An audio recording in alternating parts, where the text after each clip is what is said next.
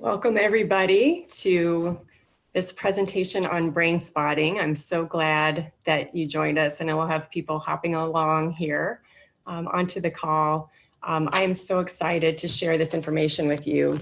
I will just kind of introduce myself a little bit. My name is Lynn Barrette. I'm a licensed clinical social worker and spiritual counselor in the Chicago area.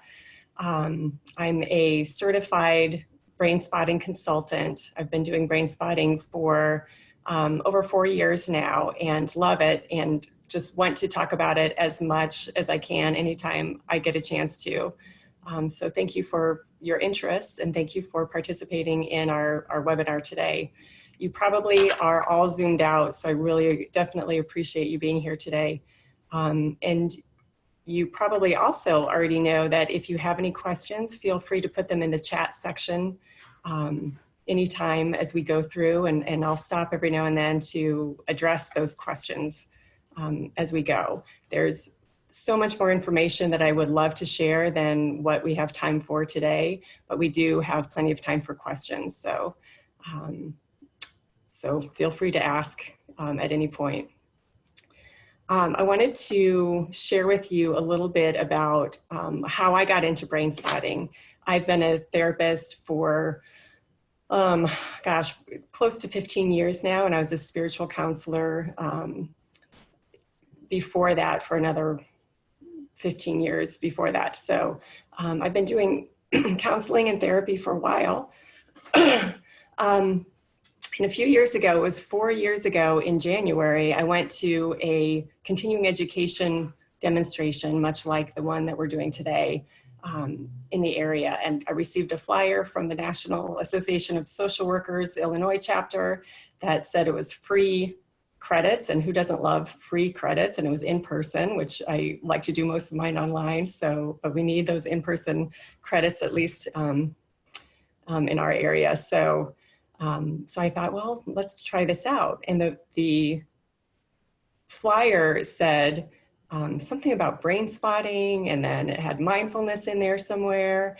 And I thought, oh, brain spotting, oh my gosh, this is just one of those weird therapy things that are out there. But it's free credits, it says mindfulness, that's totally what I do in my practice. So I'll give it a try, and at least I'll get my 3 credits. I had been reading neuroscience books, like Neuroscience of Psychotherapy by Louis Cozolino and Dan Siegel, and different authors like that apply to therapy for several years leading up to this first presentation that I attended. So I was into the neuroscience of what we do and how that applies to the spiritual aspect that I bring to in my practice. And mindfulness was a big part of that. So I thought, well, I'll get something out of this, this presentation.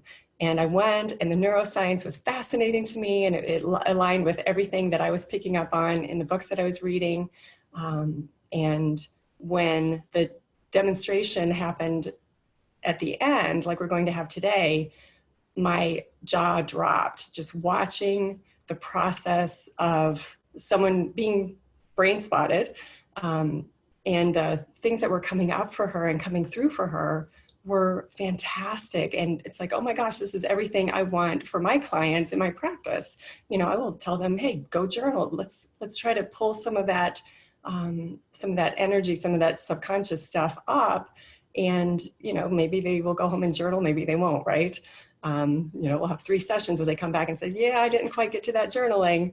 But with brain spotting, what I saw in that first demonstration was, this is a tool that I can use in my session that allows clients to get to that material right there in our supportive environment.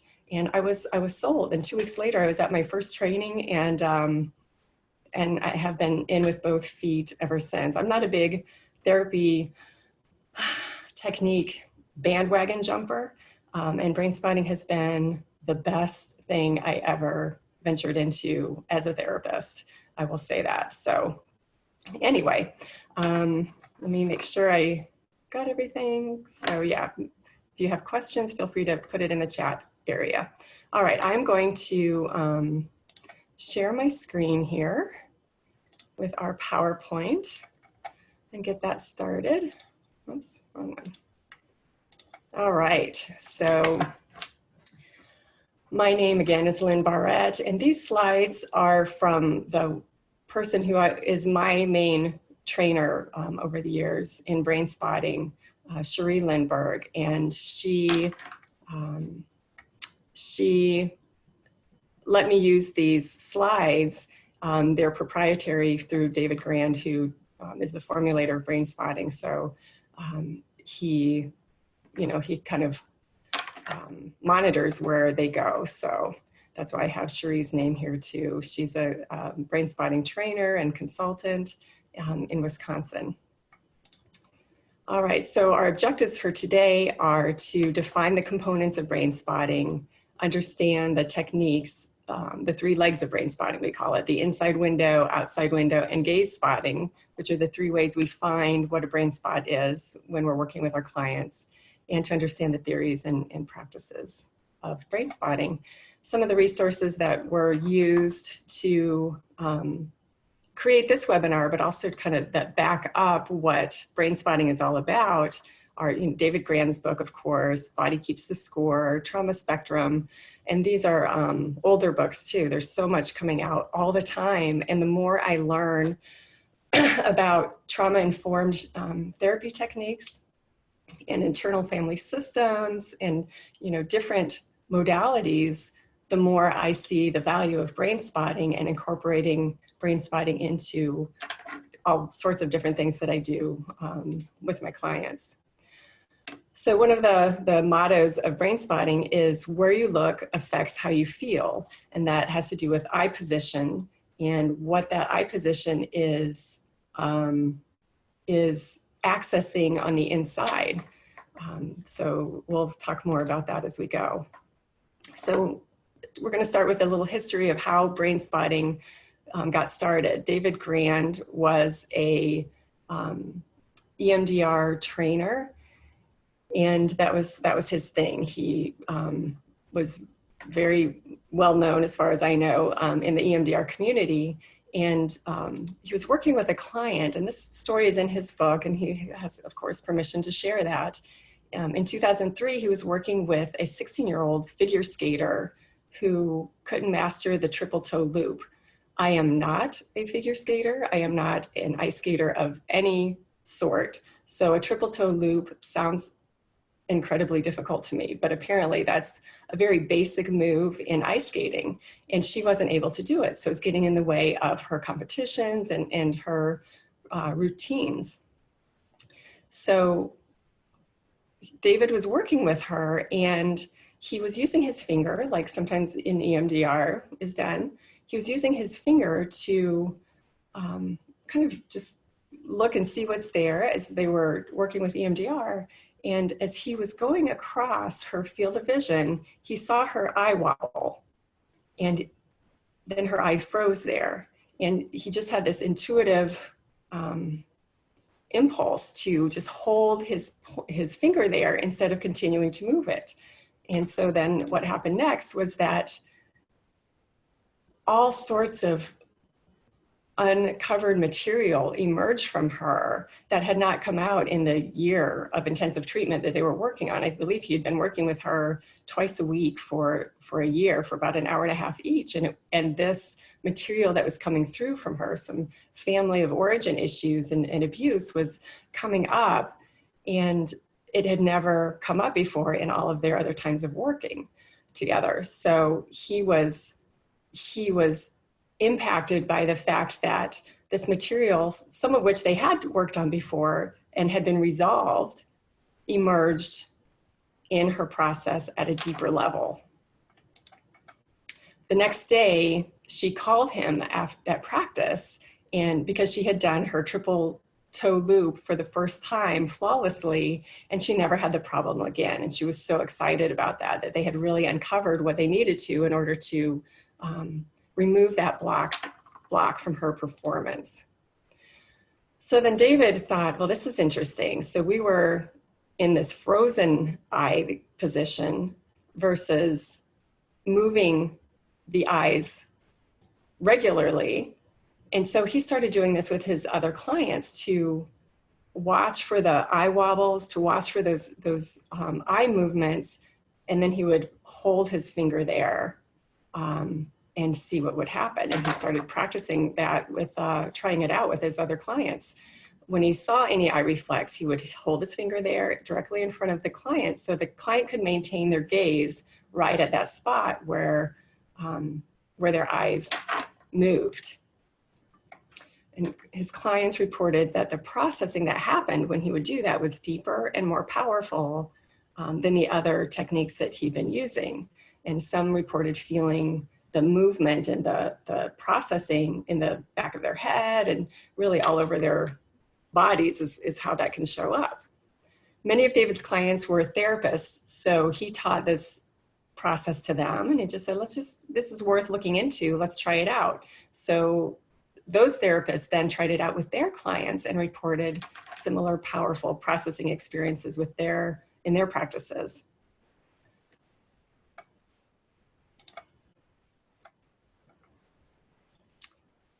All right, so what is a brain spot? So some of you probably know more about the neuroscience than I'm going to be familiar with, and some of you know less. So I'm just going to try to cover all of us, and feel free to add in your understanding and what you know, and share it in the chat section, because I'm sure everybody would love to be up on that knowledge also. So it's hypothesized that a brain spot is the activation in the subcortical brain in response to focus and eye position.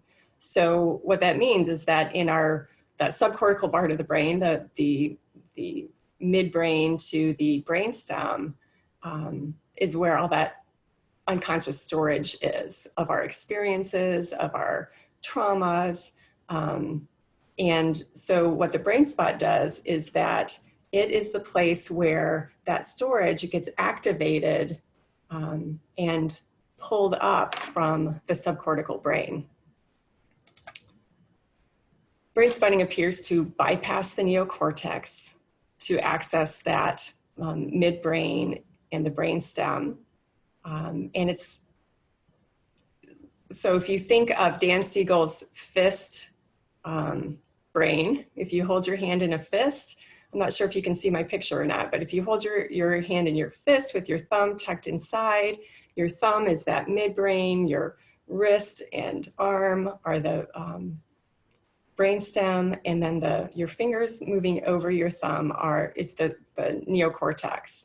So we're talking about brain spotting, accessing that inner part of the brain definitely more than talk therapy, of course. And that's where our trauma is stored, and we want to pull that out. So brain spotting is seen as a physiological approach because we're incorporating the inner brain and the body that has psychological consequences that are part of the processing, so that our perceptions change while we're doing this work. Trauma overwhelms the brain's processing, leaving pieces of unprocessed experiences frozen in time and space. And we know this. We know that, in neuroscience, there's some other understanding around this now, but essentially what fires together wires together. So that's what we're talking about here, where we want to access those experiences that have been wired in the brain and then come up later and cause issues. So Robert Scare talks about trauma as unprocessed material in capsule form in the brain.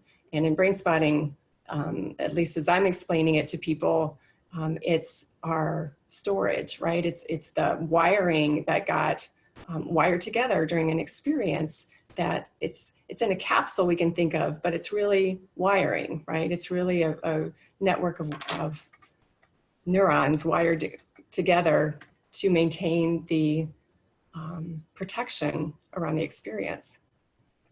A brain spot is seen as the physiological capsule holding dissociated emotional experience in memory form, which is just another way to say what we just said.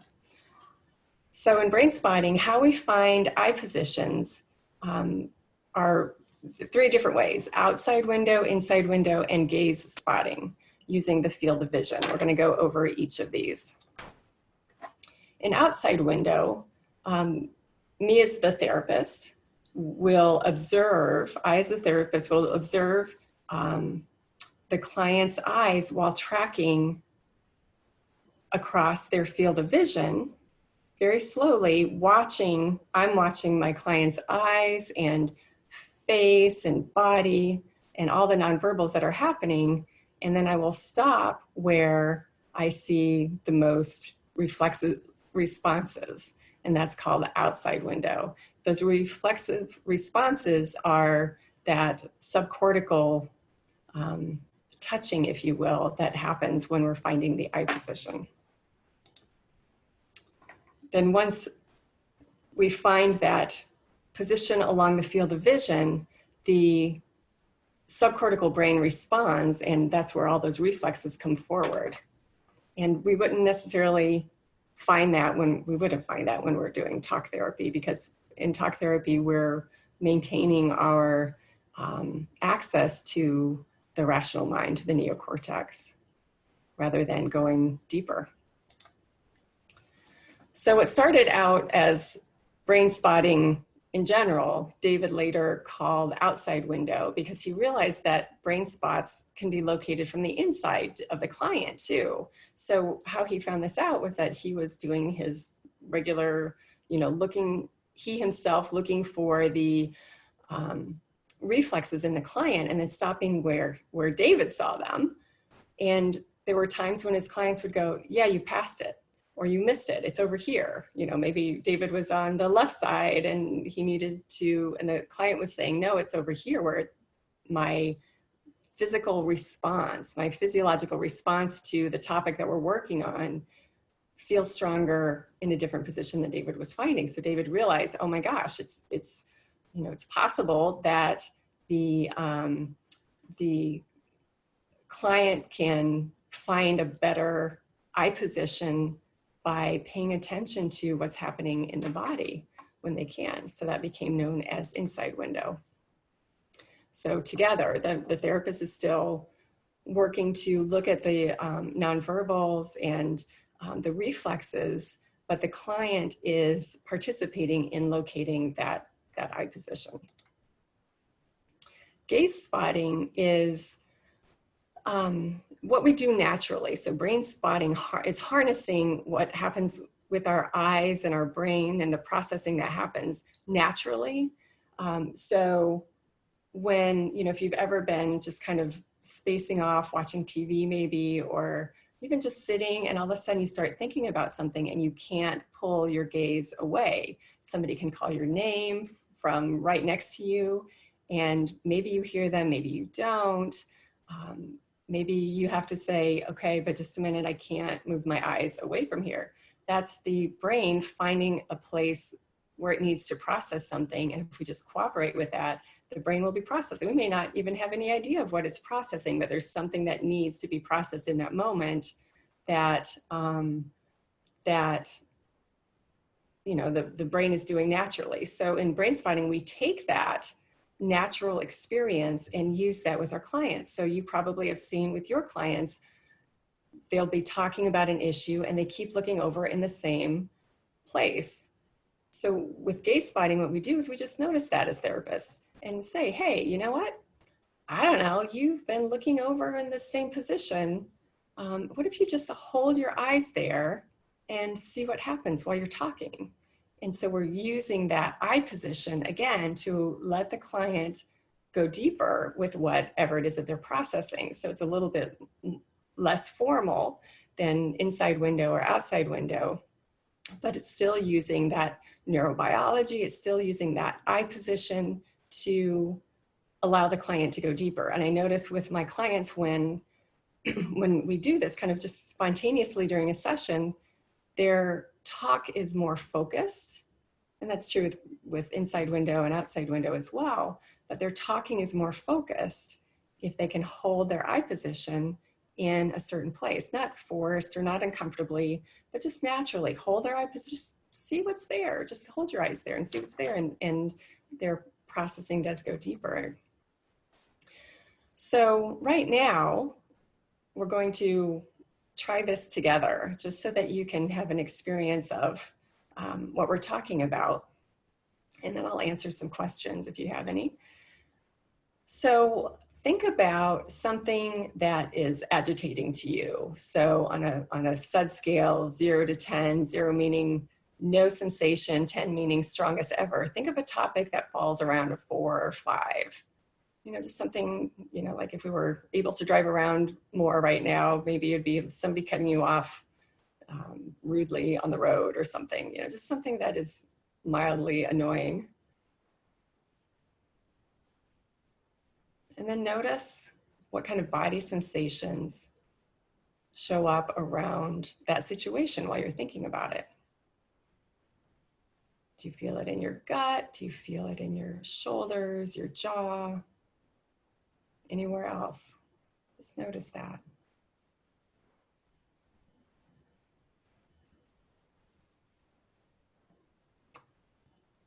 Then when you can feel that, let your eyes, just at eye level, look to the right and notice the intensity of those body sensations.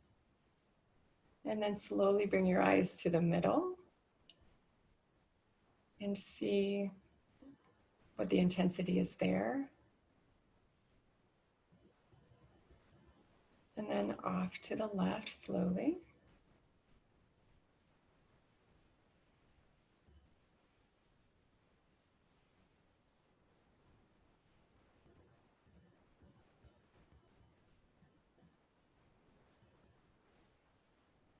And just think about what you noticed. Where were those sensations the strongest? Off to the right, to the middle, to the left, somewhere in between.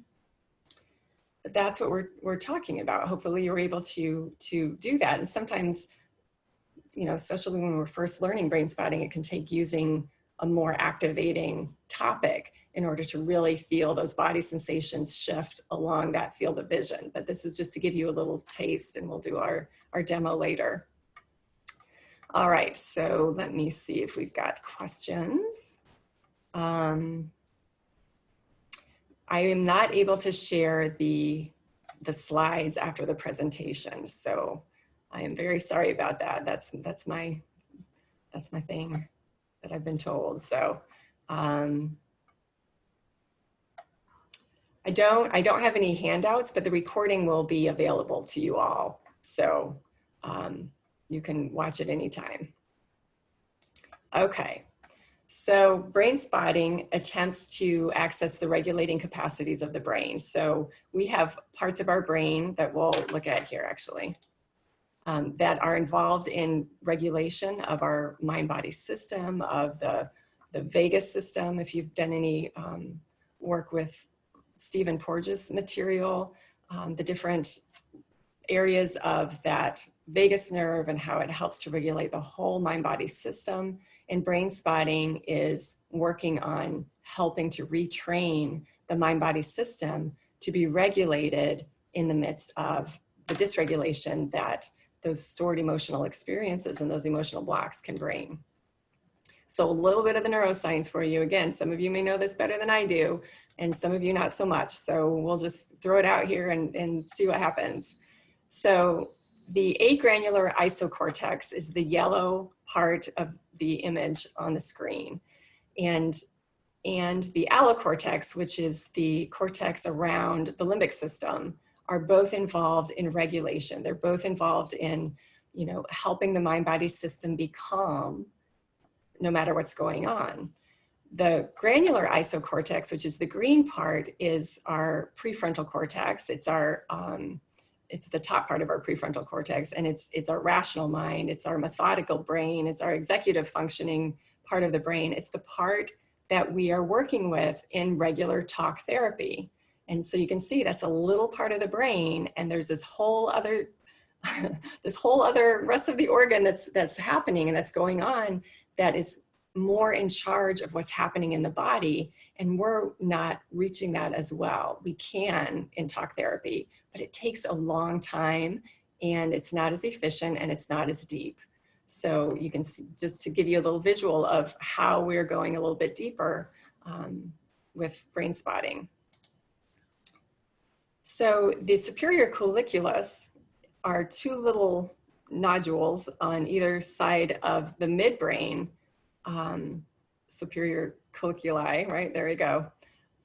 And what this little guy does is it takes in the different sensory material during an experience, and it figures out how to store it. It's the gatekeeper, if you will, between the storage and our limbic system, and eventually the prefrontal cortex, or the conscious mind.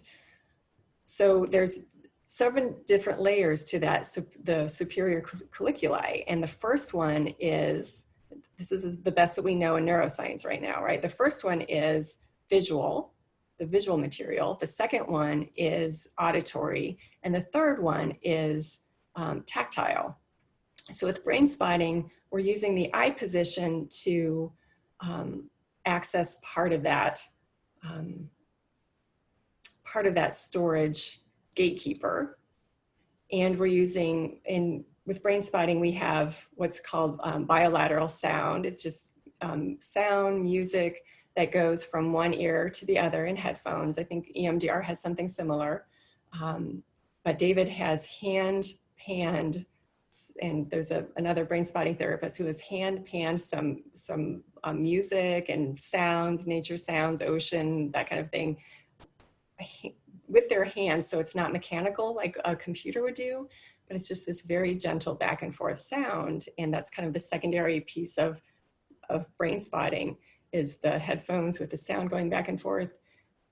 The sound kind of cradles the client, kind of rocks them back and forth.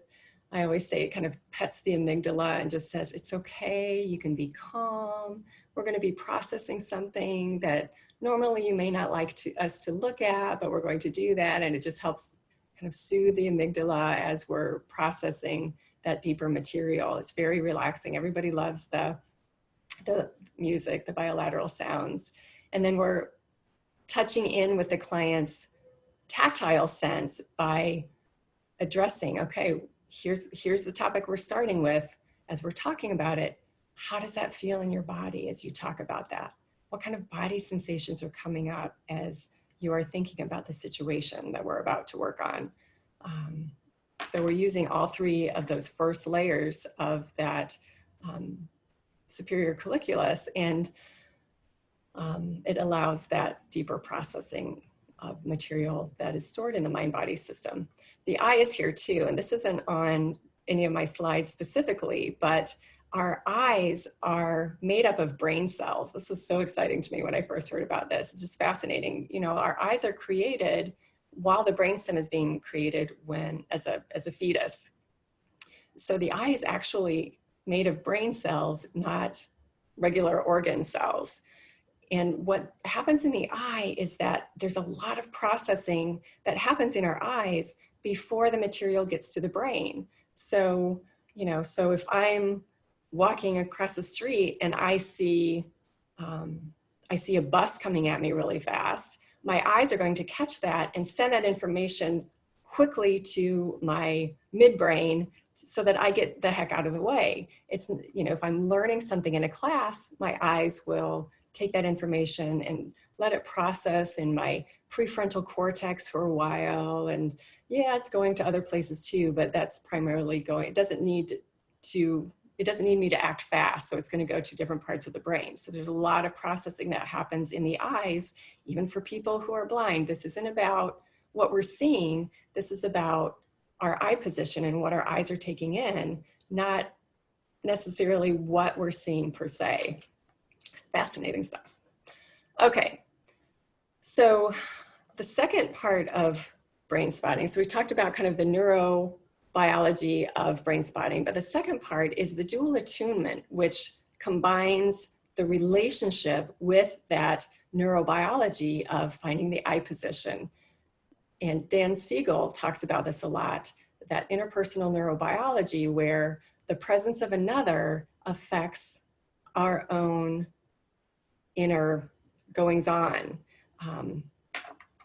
And so with brain spotting, that attuned presence of the therapist being there, being calm, being safe, being present, being mindful, enhances the healing process, enhances the healing for the client because they're feeling safe. So we're constructing this frame around the client relationally with a relationship, and then and with that neurobiology, both the client getting in touch with themselves and what's going on inside of them, as well as our neurobiology that is calm and safe, that is adding to that environment for the client to be and feel, not just be, but feel the safety of the room, the safety of the connection, the safety of the relationship. And that safety is what backs up our healing. You know, there's so many studies about, you know, children learning in schools where the environment is safe versus where it's not safe. You know, if a brain is worried about keeping itself safe all the time, there's not a lot of room and energy left to take new things in a way that is going to assimilate well. But if we feel safe, then we can assimilate all sorts of other things. So that's what we're talking about here with that frame that we're offering the client.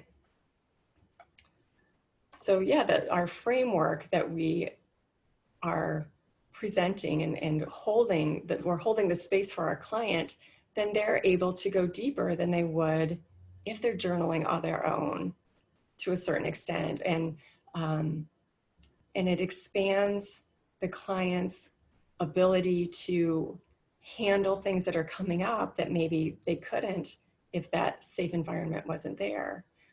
I talk about brain spotting as what we're doing in a session is we're creating an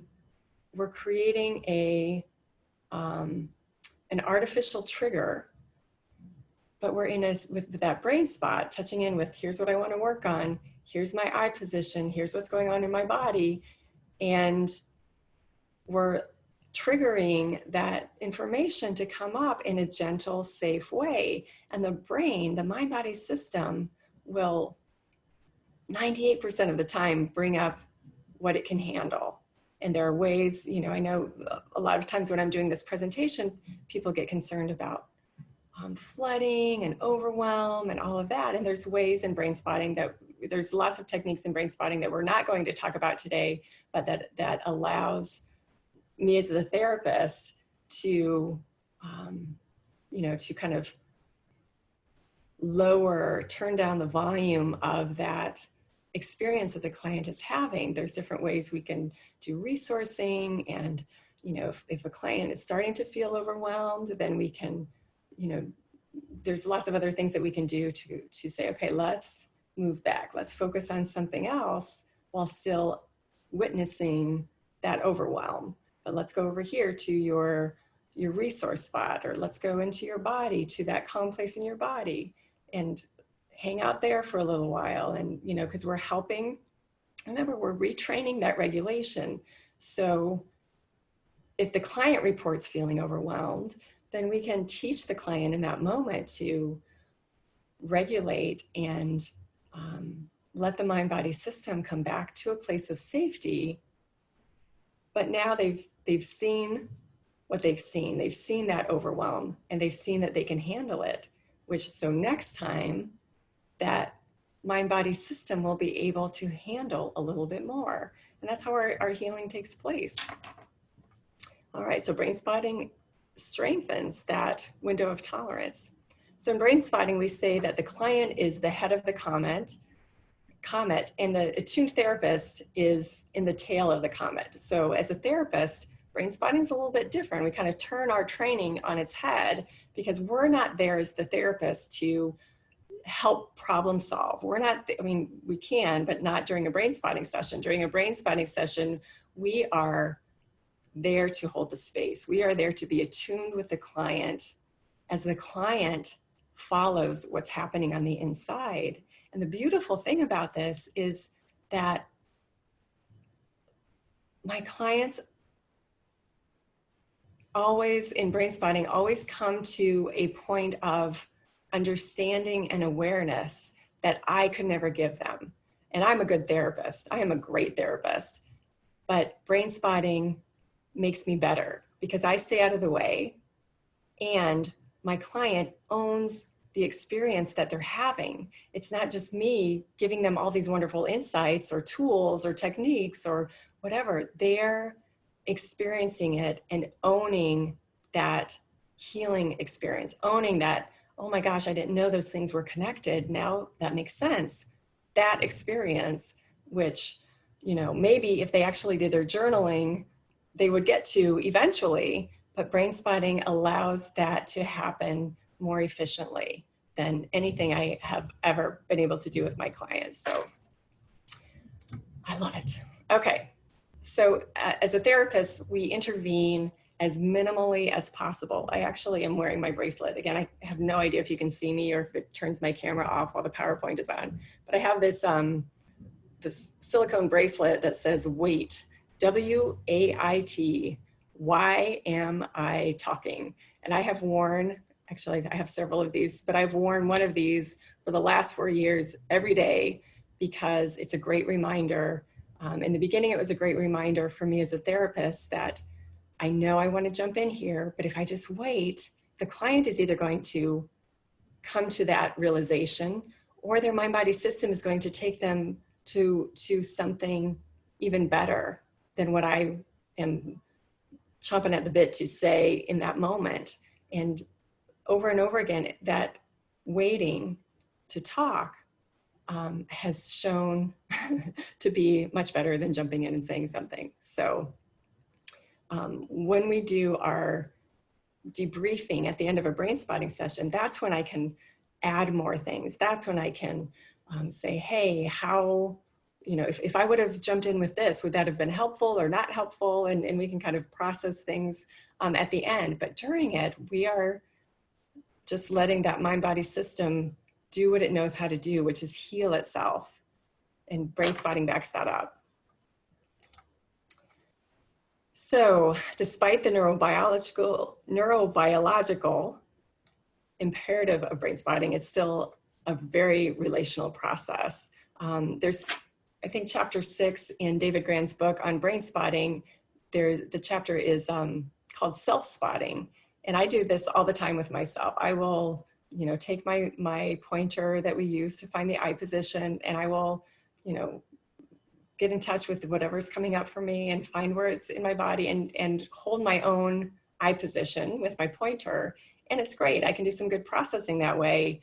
But when I do my own work with another brain spotting therapist, it's so much better because there's a responsibility that I'm not in charge of, you know, and that's holding the space and holding the pointer and you know, doing that. I'm just allowed to then freed up to let that processing happen the way it's going to happen. So that relational piece is so valuable. And even during this time, I'm doing all of my sessions online now, as probably the majority of you are, maybe. And even online, having that other person, having that connection, that relationship piece in brain spotting is so valuable. So yeah, so the therapist, we as the therapist engage differently with brain spotting. We're still there. We are still as active as ever. We're just active differently. Instead of jumping in and helping the client solve the problem, we're holding this space so that the client's mind-body system can help solve the problem at depth. So in brain spotting, we use the uncertainty principle as one of our foundations. We never assume that we know what's going to happen when we go in. And this is one of the hardest parts when any of us first learn brain spotting. We just notice what happens with curiosity, but it's so hard. It's so hard because we've been trained to know what connections come from childhood, we think. You know, we've been trained that we know how to make connections and how things are connected when a client can't see it, and we can from the outside. But with brain spotting, we don't assume anything. There have been so many times when a client has started out with, yeah, I'm really having a hard time in relationships. And my therapist brain can go, yeah, we're going to go back to that childhood sexual abuse with this one today. I know that, but it ends up going somewhere else. So, which is why I keep my mouth shut and why I count on that uncertainty and that curiosity as the therapist, because my client's mind body system knows way better than I do. Always, always. And again, during that debriefing time, I can add, hey, here's a journaling process that you may or may not end up doing when you go home between now and the next session. But, here's a tool, here's a mindfulness technique, here's something to keep watch for, here's a bunch of other resources I can give you. I can still do those things at the end, but during that brain spotting time, we let go of our assumptions and just watch the process and watch the healing happen within the client. So brain spotting works on incorporating what we know about neuroscience, the most up-to-date information about neuroscience with our clinical practice. So it's always about the neuroscience, whatever is happening now, all the new things that we are discovering every day, that science is discovering every day. Brain spotting as an organization, as trainings, incorporate that as we go. I've been to dozens of trainings in the last 4 years, and I learn something different every time because David Grand is always updating the slides, always updating the trainings to incorporate what we know, because it helps us. The neuroscience, I love neuroscience as a concept, as I can feel the reality of it, and it's not something I'm necessarily going to talk to my clients about all the time because it's so detailed. But for me, sometimes I do, depends on how long they're going to let me talk about it because I get really excited. But for me, just knowing what's happening in that neurobiology helps me to hold that space for my clients because I know that that healing is taking place. I know that the physical reactions that are coming up are part of the process. I know that, people sneeze during brain spotting, yawn and move and cough and twitch and, all sorts of things. And I know because I understand what's happening in the mind-body system and I have that background, then I'm able to hold the space without freaking out about it. Like, oh my gosh, you're just sneezing the whole time. This brain spotting thing isn't going to work. What are we doing? But I know instead that that sneezing is triggering something inside, and that's why the sneezing is happening. So just let it go. Let it keep coming up. Go for it. It's great. You're going to sneeze your way to healing. Awesome. So as therapists, we observe everything with curiosity and work on assuming nothing, which is really hard for us. But the more we do that, the more satisfied, for me, the more satisfied I am with being able to hold the space for my clients. And with brain spotting, we're interested in permanent neuroplasticity. We're interested in being able to retrain the mind-body system to process out that trauma storage and trauma with any shape of T we're talking about, where that reshapes the brain, that reshapes the mind-body system, how a person can handle something. It frees up their intelligence, it frees up their possibilities, it frees up their sense of safety and peace of mind. Brain spotting is integrative, and what I mentioned this earlier, that I have studied all sorts of modalities like we do as therapists over the years. And I always come back to, if I apply these brain spotting principles to internal family systems, then I can go deeper with my client, because we're not just working with a part, but we're working with that part at depth and where it came from, and that whole, using that eye position makes a huge difference when I'm working with parts with clients than it does if we're just, you know, we're just looking in the body. We're just looking at that internal experience, but that eye position does something because of that access to that storage. It just squeezes that, those neural connections a little bit stronger so that the client can process things more deeply and more thoroughly.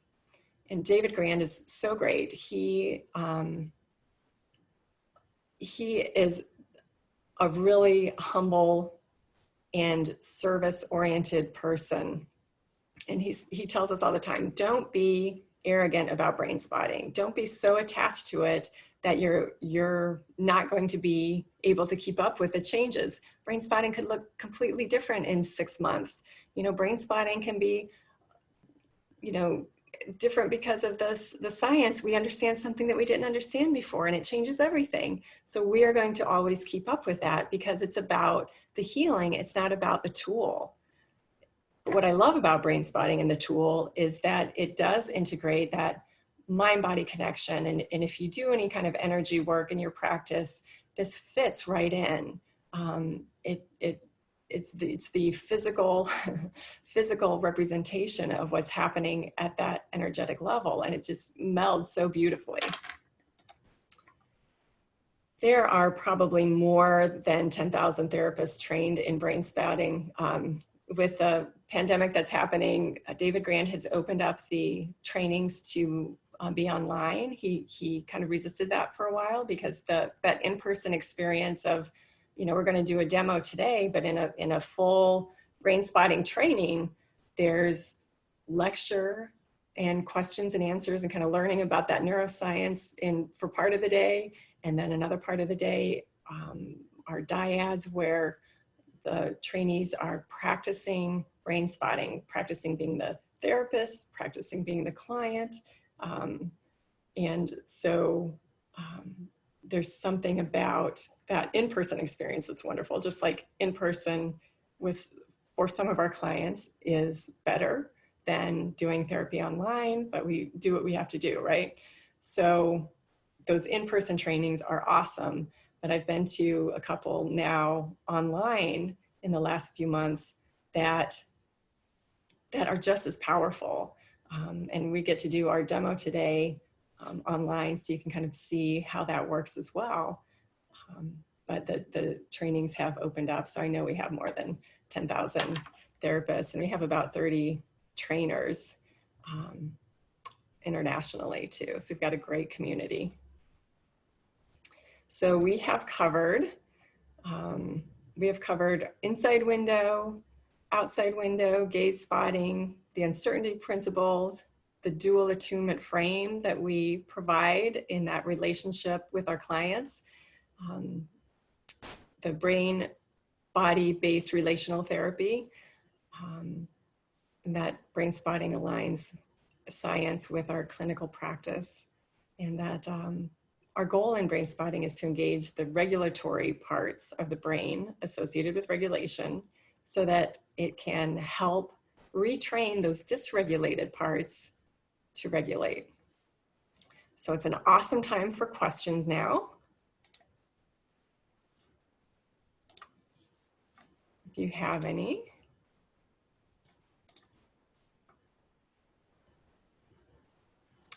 So somebody's asking, I was under the impression that the amygdala is the one to activate our stress response. Yeah, I think that there's probably several mechanisms that are happening. The amygdala is a big one.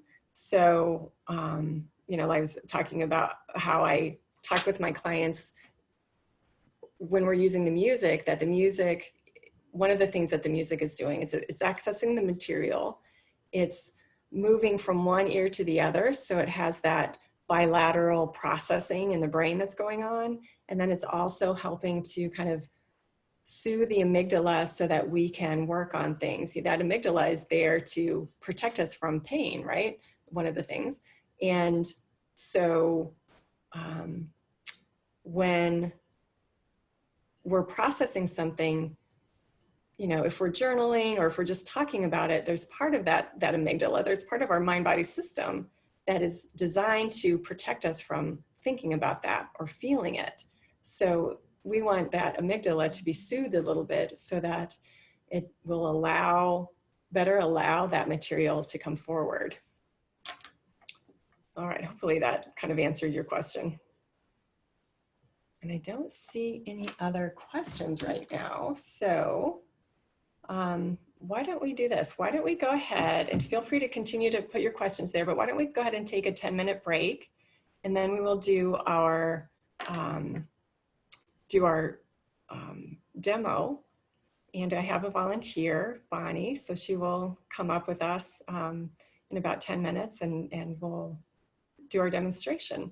And again, I will be here, so feel free to keep typing in questions, and I will see you all in 10 minutes.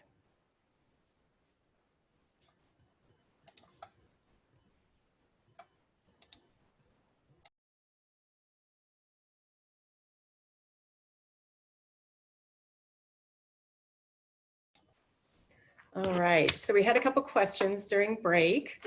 Let's see. Oh yeah, as far as signing in for the CEUs, you're signed in when you register, and then I have a recording of who showed up today too in the somewhere in the file. So and who ends up watching it at the recording. So you're all good, all set. Let's see, does Brainspotting work on all clients? For example, a client with dissociative disorder? And yes, Brainspotting is, again, it's a tool. You can integrate it into all of the other methods that you know and that you use. So if you are not trained in dealing with somebody with DID, then you would want to get training for that, just because it's a different experience for the client and the therapist to work with DID, but you can absolutely incorporate Brainspotting into that work. And actually there's a large time period in the first Brainspotting training that deals with DID, not because all of us therapists are wanting to work with DID clients, and that's not all of our main focus of our practice. But inevitably, when we're working with somebody, and maybe this has happened to you, you know, my specialty isn't DID, but when I'm talking to a client, all of a sudden that comes out as we're doing our work. So yes, we can use Brainspotting with it, but we also want to be trained in knowing how to work with that when it comes up. And then there's another question. When a client can't feel their bodies, which, you know, that happens on a regular basis, when they say they don't notice anything, how do you help them notice sensations such as in the inside window? And oftentimes when a client isn't in touch with what's happening in their bodies, we use outside window, right? And there are times when, you know, even in outside window, there's no affect, no reflex going on. And that's a really protected system, right? So, so we incorporate then other tools like mindfulness, body scan, teaching them how to feel in their bodies. And, you know, we can do that work with them first. We can just go ahead and do Brainspotting, and there's a lot of different techniques in Brainspotting. I'm just talking about the foundational pieces today, but there's a lot of techniques where as we work with the client, they begin to feel what's happening in their bodies. They begin to recognize what's happening in their bodies. And it's interesting because one of my favorite byproducts of Brainspotting is that my clients will, between sessions, start noticing, oh yeah, then I felt that reaction to this thing that happened or to this person that I never noticed what happened in my body when this person walked into the room. And now I can see it, now I can feel it. Or somebody who never felt any sensation, all of a sudden begins to start feeling again. it's really beautiful to watch. I actually have had one client one time who, you know, had a lot of military service and police trauma. We were doing brain spotting in one session, and he's kind of a big guy, and so he, you know, usually just kind of sat in the chair when we were talking. You know, in our talk therapy time, we would be talking, and you know, he'd be just kind of relaxed in his chair. And the minute we started brain spotting, he was moving all over his chair and just so much movement, and he just could not sit still. And so I asked him afterwards, did you notice how much you were moving? And he's like, no, I didn't feel a thing. And so his body was talking, and he was not even aware that that was going on. So, I mean, it's just fascinating when we're connecting, we're bypassing that prefrontal cortex that thinks it knows everything, and, you know, accessing what is really going on the inside. It's fascinating what comes up. So yeah, you just work with them.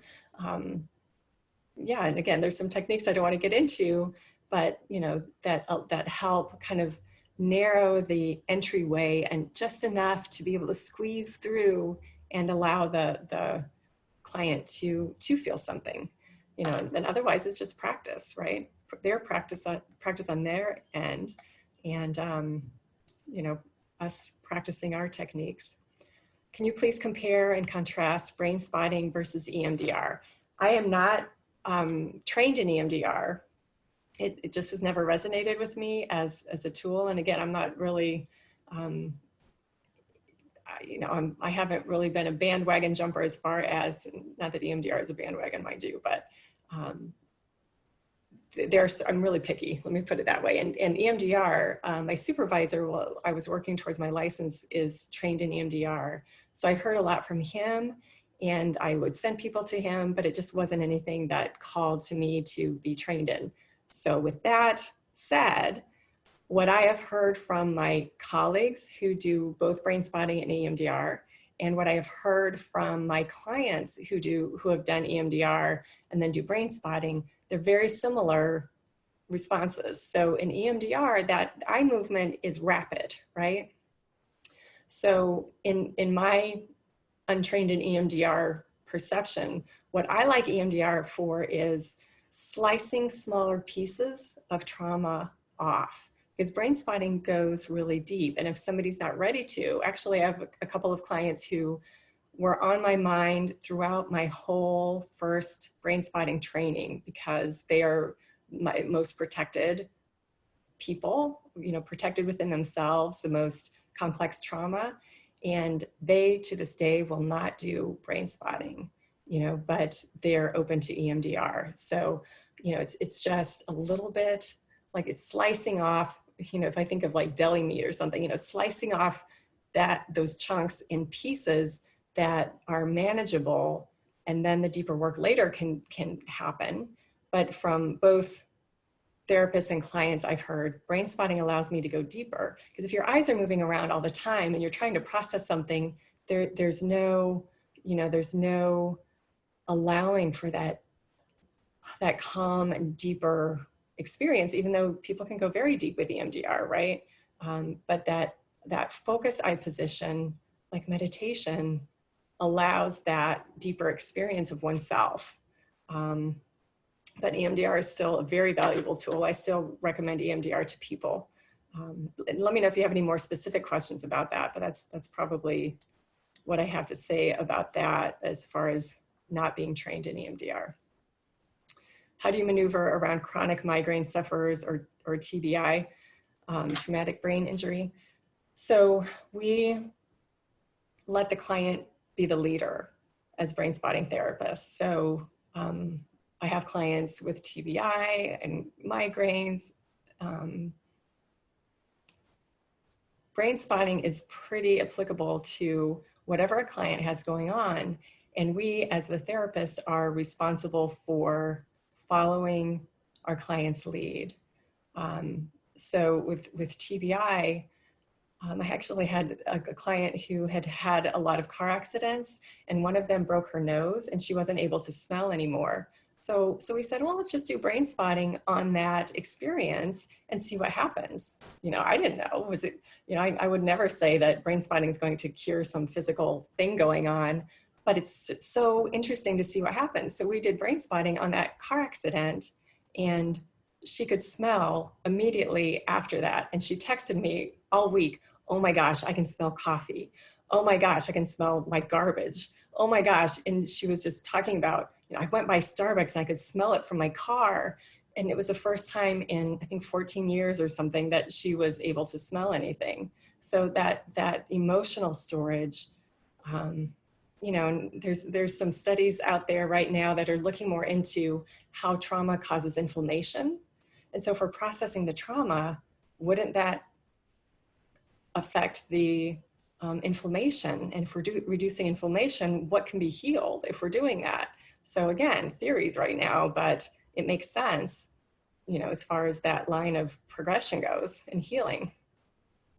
What information is there about using brain spotting with children? Is a protocol different? Are there specialized trainings? There are definitely specialized trainings with brain spotting with kids, and it's usually a shorter amount of time. I mean, play therapy is brain spotting with kids, right? Because a child is deeply immersed and focused on whatever it is that they're playing, whatever it is that they're doing. It's almost like the child's gaze spotting, right? We're just using that natural,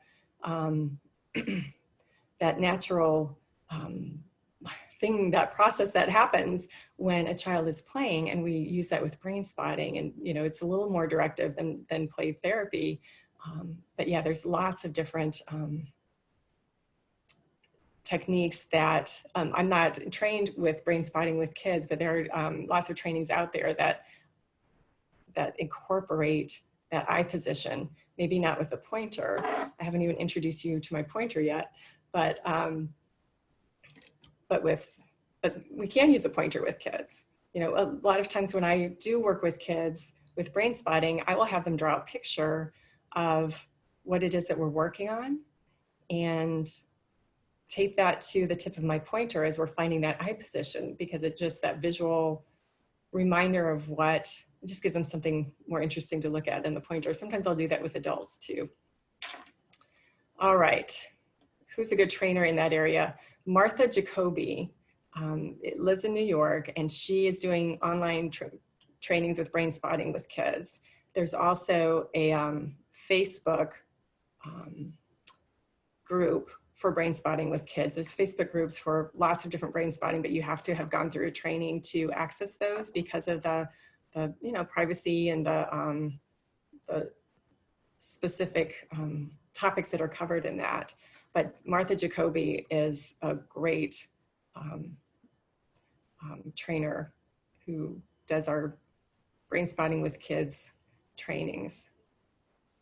So great questions. Let me make sure I didn't miss anything. Okay, I think we've got everything covered right now. So I am going to, feel free to keep putting questions out there. We'll get back to them later. But I'm going to find our wonderful, okay, here we go. Our wonderful volunteer, Bonnie.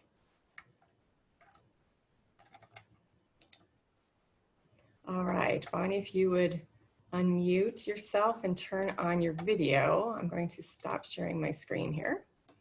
There we go. Unmute you. All right. And Bonnie, are you there? I am. It says that I can't start my video because you've blocked it. Oh, well, I will have to unblock that. I didn't know I needed to do that. Okay. Okay, let me.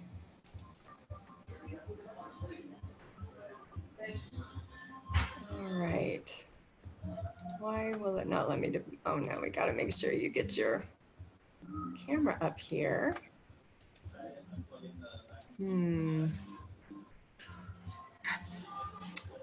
All right, let's see.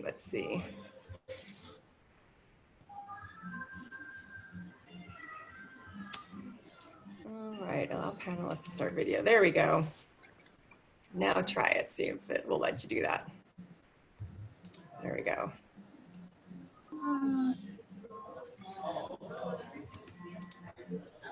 There we go. All right, awesome. Hi, Bonnie, how are you? Hi, Mo. How about yourself? Good, good. Happy to be here sharing all of this great information. I'm going to put you on my big screen here. All right, close this window so I can see all of you. There we go, awesome. So I'm going to explain a little bit about brain spotting and the setup for it and all of that. But first, what I'd like for you to do is just tell us a little bit about you and okay, You broke up a little bit. What was that? just tell us a little bit about you and where you practice and Oh, okay. I'm in Chicago, Illinois at Above and Beyond. It's a drug and alcohol rehab program, and I have a CADC, and that's about it. okay, all right. So I just want to kind of address the technical issues that people are having. And if you all go to speaker view in your Zoom window, then should be able to see Bonnie when she's talking and me. You can also go to gallery view where we will be side by side if you want to see both of us at the same time. So just kind of work with that housekeeping. So Bonnie, I'm going to share with you, and I know you work in an organization that is brain spotting friendly. I know Dan and some of the other therapists who've come from your organization, and we are so glad to have you here. Glad to be here. Thank you. And it says that somebody's saying that they don't have the gallery view in their options. So we're going to just wing it and do the best we can. And hopefully everybody will be able to see what they need to today. So Bonnie, so my name is Lynn, and I just want to tell you a little bit about the brain spotting process. I'm so glad you're here today to learn more about it and try it out. So how this works is I'm going to ask you what you want to start with, what topic you want to work on today. And again, for our purposes, we're working on things 0 to 5 versus 6 to 10 on our SUDS level, on our intensity level. And so as you're thinking about the topic, I'm going to ask you to just kind of notice what kind of body sensations that you feel as you're talking about it and giving us a little bit of a background on what you want to work on today and what have you noticed around this topic and what's kind of coming up for you around it. And then as you notice those body sensations, the next thing we'll do is find the eye position. And Bonnie, we're not going to use the headphones today just because I want to really highlight the eye position versus using the bilateral sounds that we would usually use when we're brain spotting. So we're just going to do the eye position.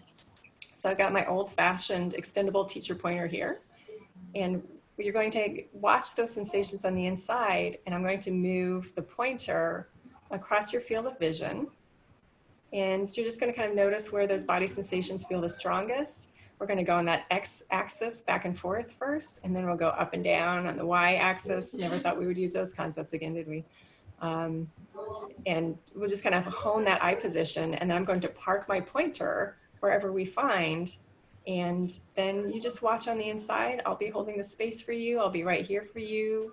You can ask me questions, and I'm here to back you up. And what you're doing is you're watching on the inside and just going with whatever comes up for you. So even if we start on one thing and it jumps to a topic that seems unrelated, just kind of be curious about that and go with it and see what happens.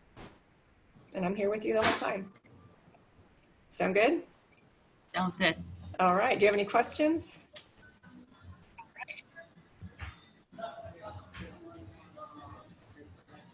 Do you have any questions before we get started? No? Okay, awesome. Is there a way you can close your door? I wish. I had, when I originally volunteered, I was going to have a private office, and then that didn't work out. We had too many intakes. As long as you can hear me, that's fine. That's fine. As long as you can hear me, that was my only concern. So, all right. So what would you like to work on today?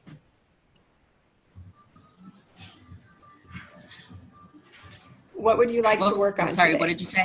What would you like to work on today? Well, The pandemic, I'm finding that I'm getting really agitated with people because it just from the get-go has seemed like it's been made a much bigger deal than what it really is.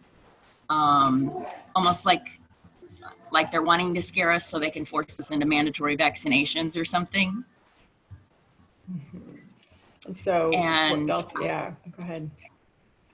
And I just am experiencing that there's so many people that just go, oh, well, that's a conspiracy theory. And you know, like there's absolutely no way that, you know, Bill Gates or our government could not have anything but positive feelings towards us and intentions. And I'm just, it's uncomfortable. Mm-hmm. Mm-hmm. So when you say it's uncomfortable, what kind of body sensations show up for you as you're talking about that?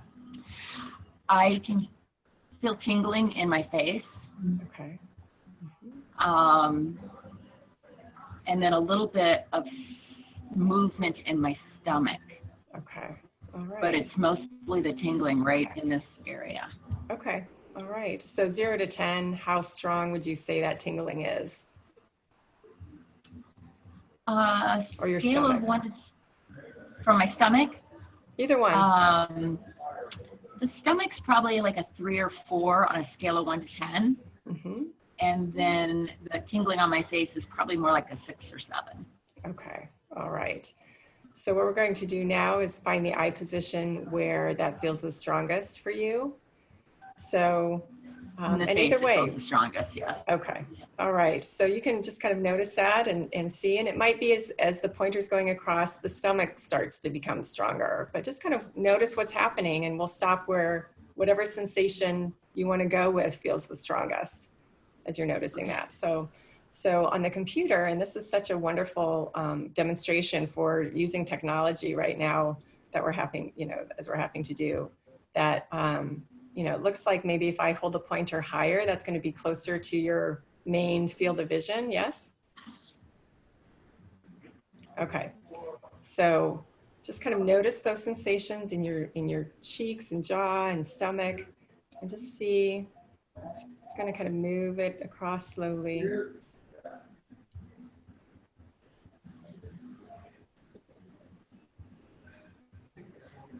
See where they feel the strongest.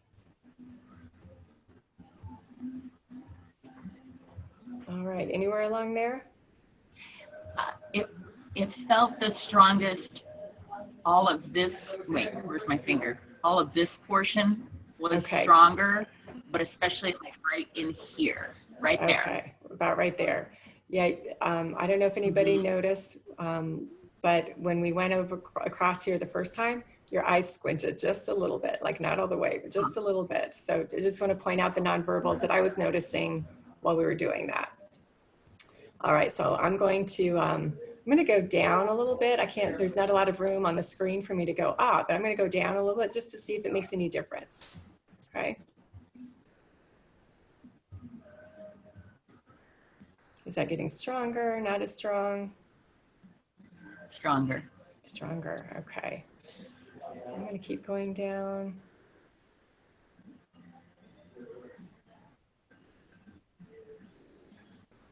I don't know if you can still see it. Okay, is it still getting stronger?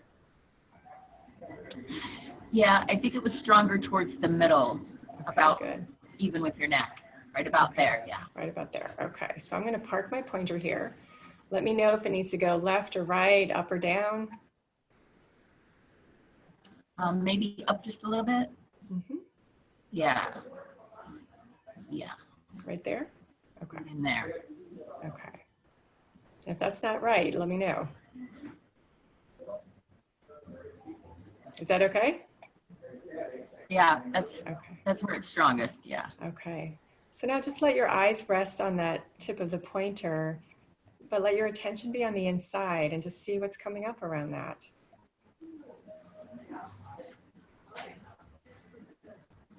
Notice with curiosity what's coming up. A little anxious. Okay. And where's that anxiousness showing up in your body? In my stomach. Okay. Okay. Is it okay to just notice that and see what shows up?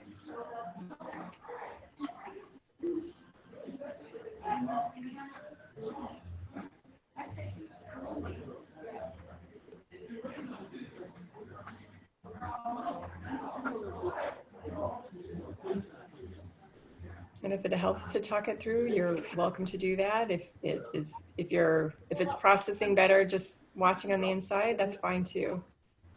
Whatever you need.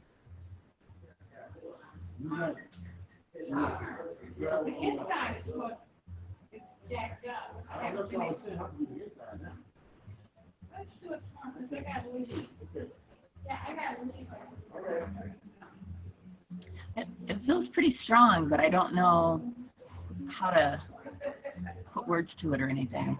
That's okay. That's okay. A lot of what we're accessing when we do brain spotting is that subcortical stuff, you know? So sometimes there's just no words for it. It's sensations. So yeah, good. You're doing great. Just go with that. Just keep watching.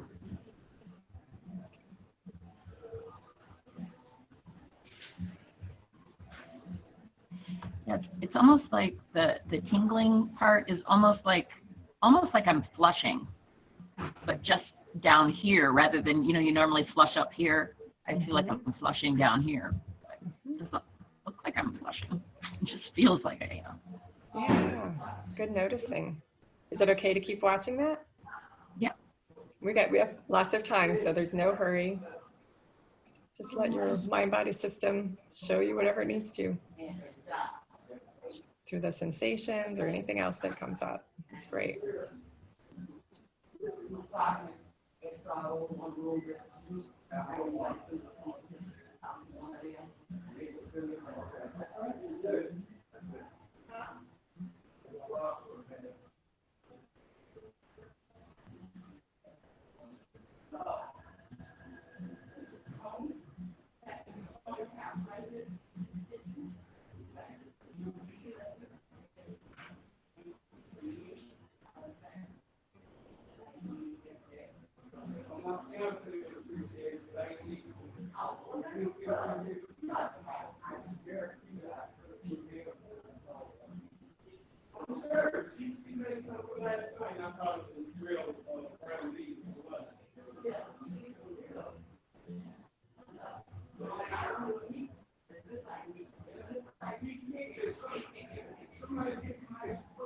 Weird because it kind of comes and goes. It's like in waves.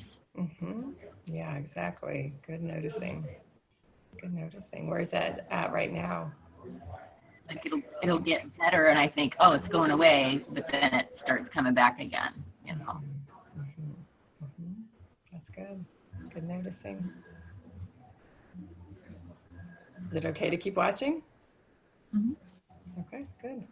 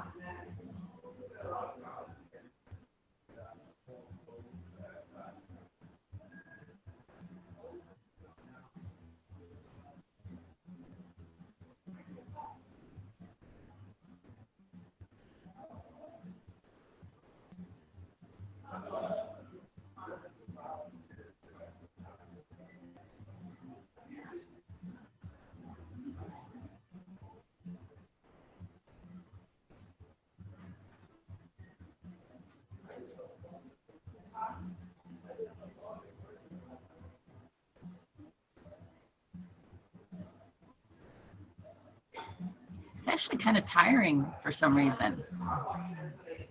Emotions are heavy lifting. Yeah.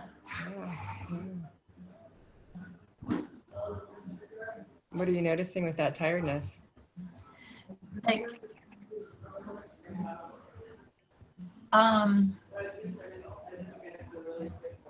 it just seems like it takes a lot of effort to keep looking in that spot, you know, almost like it's a sore spot or something, you know, and it just seems fatiguing, you know. Yeah, yeah.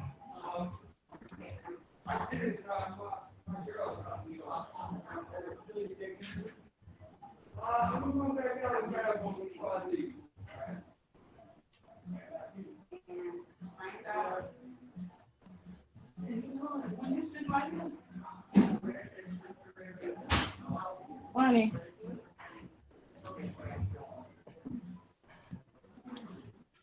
The joy of our online work, right?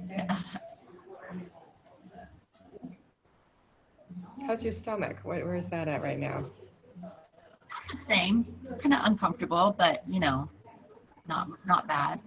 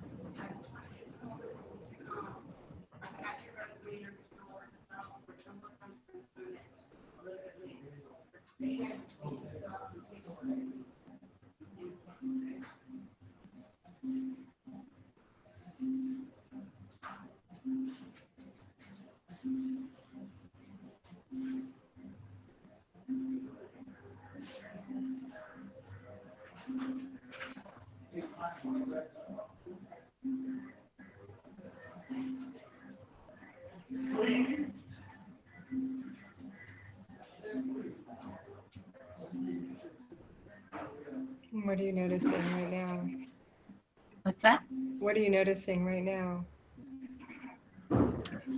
My eyes are getting kind of dry. Yeah, you can blink. Probably It's okay. from staring at the same spot. Yeah, especially on a screen. That's really fatiguing too. Doing great though. How are the sensations in your jaw right now? Still feel them, I would say, well, as soon as you draw attention to them, I feel them more. Yeah, okay. Mm-hmm.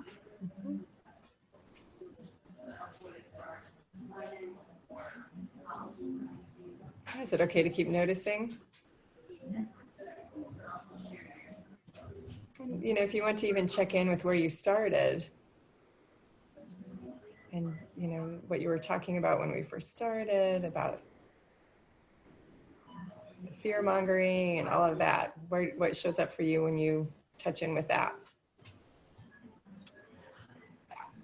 I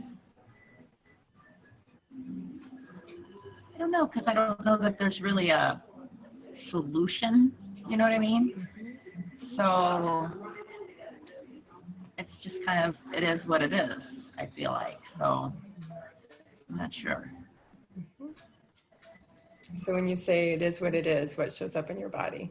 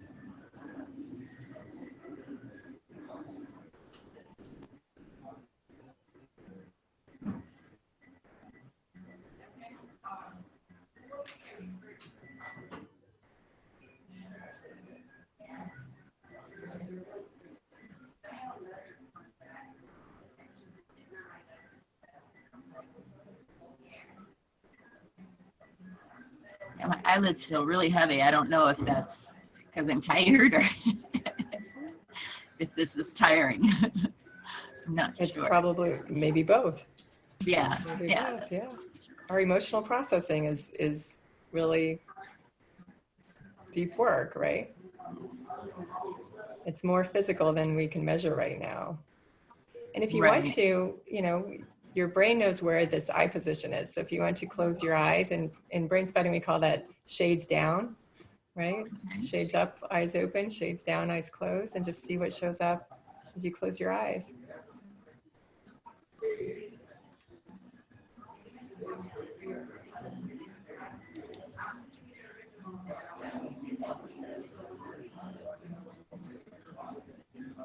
I'm seeing red. I don't know if that's because I've been staring at the screen or if that has some significance.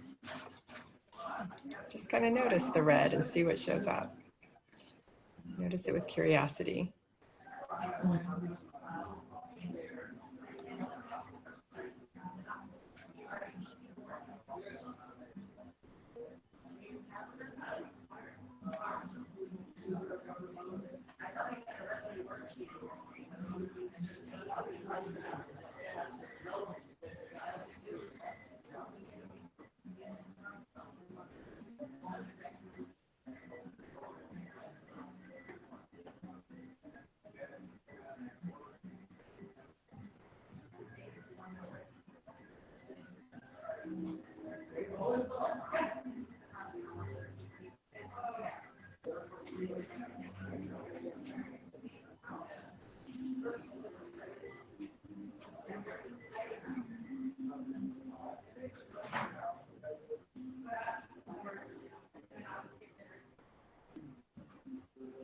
What are you noticing with your eyes closed? Just, I was seeing red for a little bit. And like I said, I don't know if that was, and maybe it's anger, I don't know. But I don't know if it's from looking at the screen for a while or what, but I was, a little bit there was seeing red. Okay. What were you noticing? Oh, I'm sorry, go ahead. Well, it took my attention away from my body sensations. Okay. So when you check back in with those body sensations, what do you notice? The ones in my face are really strong. Mm-hmm. Okay. Yeah, the stomach not so much. Okay. Is it okay to keep noticing the sensations in your jaw and just see what happens?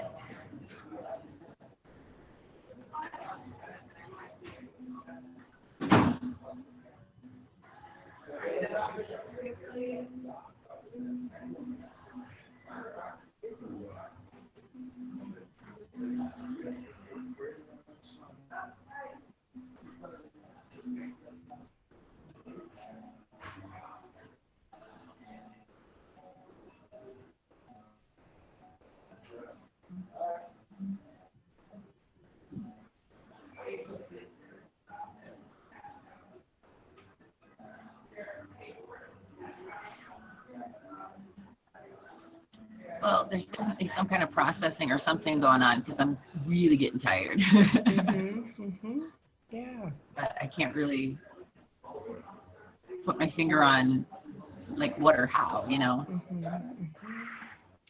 So when you do a body scan right now, head to toe, what are you noticing overall?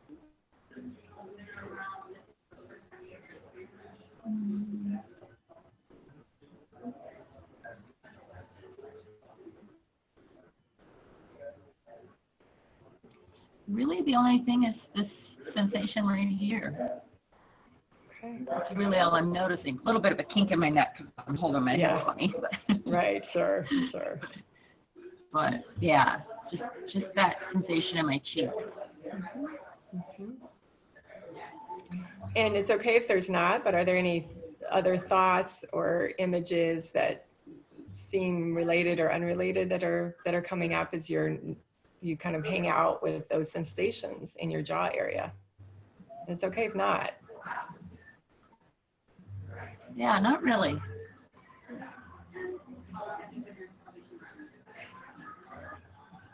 Is your jaw an area that you usually hold tension in that you've noticed? I don't think I hold tension there because it's not like I grit my teeth or anything like that. You know what I mean? I think I carry more attention in here. But so it's this topic in particular that's hanging out in your jaw. It seems like, okay, cool. Are you up for continuing with this? Are you exhausted and want to stop? Where are you at? We have lots of time, so. I'm starting to feel a little more anxious. I don't know. Okay. All right. Do you want to, so you tell me, you direct me how you'd like to go, because we can hang out here a little bit longer, or we can kind of wrap up and do our debriefing time. I think wrap up would be good. Okay. All right. Thank you very much for volunteering. And will you hang out and let people ask you questions about your experience? Thank you. Okay. Thank you. I'm going to put the pointer down. I invite you to take a deep breath and kind of, you can wiggle in your seat so that you're more comfortable. And I'm going to see if I can get us both up here. So Zoom has changed everything so much. I don't know. It seemed like people weren't able to see me, but they were able to see you, which was the important part, because I was just hanging out holding the pointer, right? So, and holding the space for you, backing you up. So you were great. You were great hanging with that. I just want to ask you about your experience a little bit. What was that like for you? Your first time? It was good. I mean, it always interests me how I experience things in my body, you know, because I've always been kind of cut off from a lot of that. And through a lot of like mindfulness practice and stuff like that, I've gotten more in touch with where things feel and how they feel. That's great. So, so for you to hang out with those sensations with your jaw without other things going on was familiar because of your mindfulness practices and, you know, just kind of being able to be aware with curiosity and compassion. Yeah, I think the concept itself, not necessarily the fact that it was right here, but the concept itself of feeling it in my body was something I recognized. Good. And, you know, I just want to share that a lot of times with working with Brainspotting with our clients, there isn't, you know, and depending on our population that we're working with too, there isn't as much cognitive parts to Brainspotting. I don't want to use the word parts because that gets confusing, but cognitive elements to the processing time, because so much of that is stored and soaked in while we're growing up or while we're not paying attention. You know, we get all of those experiences and they get stored in our body. So during a Brainspotting time, it's pretty common to have it be quiet on the outside while a lot is still going on the inside. So that was a really good demonstration of how a brain spotting session can look. Some clients are really talkative, and some, you know, like I know when I'm the client brain spottee, I do a little bit of talking, I do a little bit of not talking, and you know, so you demonstrated beautifully that, you know, when a client is processing something that is fully somatic and not so much with the cognitive pieces that come in. And brain spotting continues to do that work. It continues to process after a brain spotting session. So maybe, you know, while you're brushing your teeth tonight, things will pop up and, you know, you'll feel a shift, or,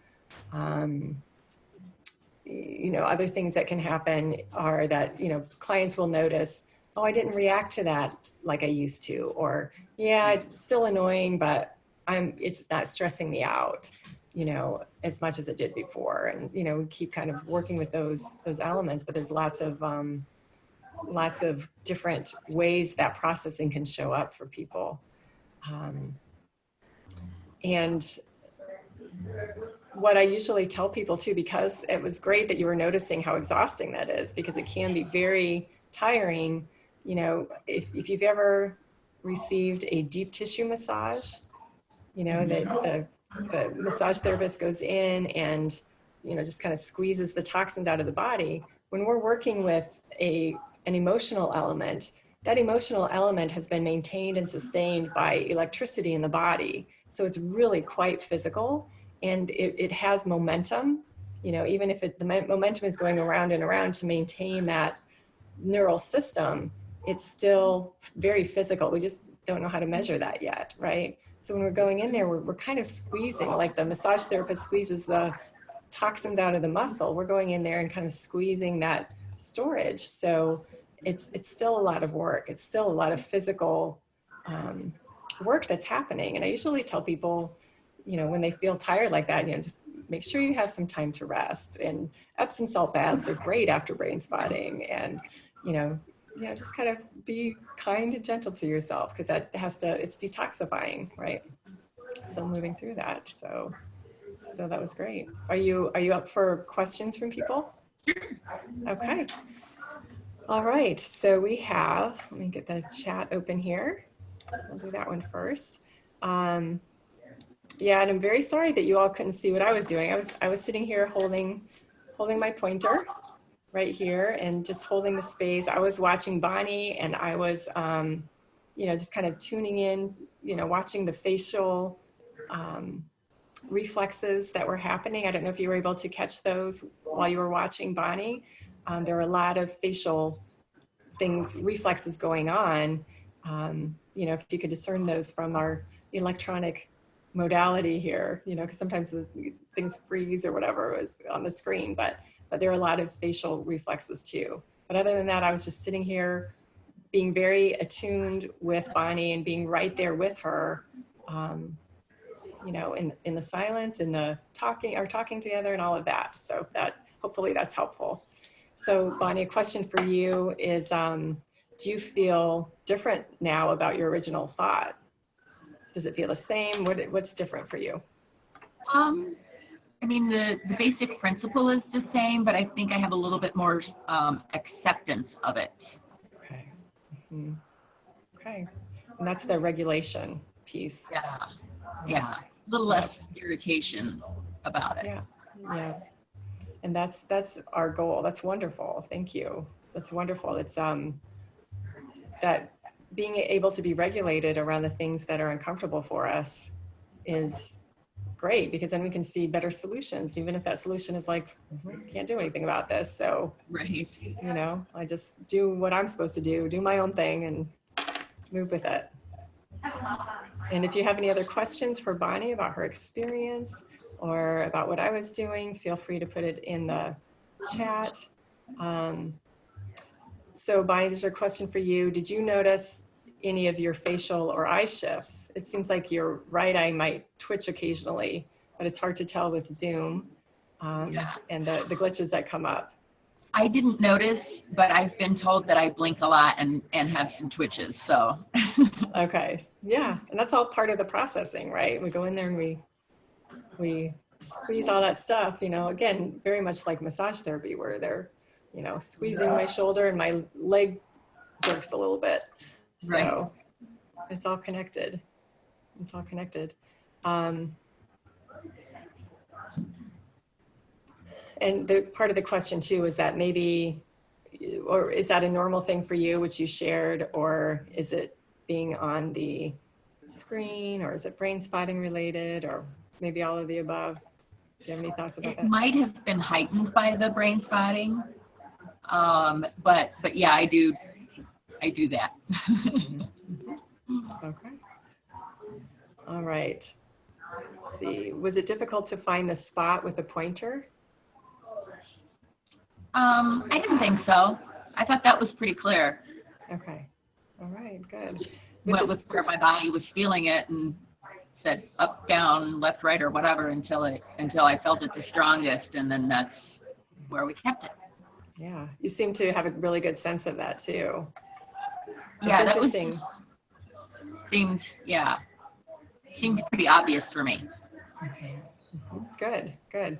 So I've noticed since making the shift from being in person, doing therapy in person versus on the screen, that I did brain spotting on a computer before this whole thing where we went totally home, or, you know, everybody's doing their own thing. But right now I'm doing all my sessions on screen, and because of the limitations of the electronic that a client is using, we have to adjust, right? So for a long time, I actually resisted using the pointer on screen because I thought, well, there's only this little space, where if we're in person, we've got this whole, you know, a whole room full of brain spot possibilities. And what I've noticed, a couple of things. One is that it's just as effective using the pointer in the range of the screen. And the second thing is that it's more attuning. It feels more attuned for the client for me to be here holding the pointer than if they're just kind of off on their own, finding that eye position based on somewhere in their room, you know. So it's an attunement piece as well as just working effectively anyway. So it's been an interesting shift for me too. And sometimes, like if the pointer had needed to go higher, you know, when we were first finding that up and down position, then I would have still had you just check in your room, just check and go above your computer screen and just see, and if, you know, see what difference that makes. So also with the screen, the pointer can be closer to a client. You know, the screen is, you know, probably 2 feet from my face. So it's closer than my wall behind the computer. And so that can be more activating when we're finding the brain spot too. So it's helpful in that respect. So let's see. Don't you get bored as a therapist in these sessions? You were barely involved other than just providing prompts like good noticing and holding the space for Bonnie.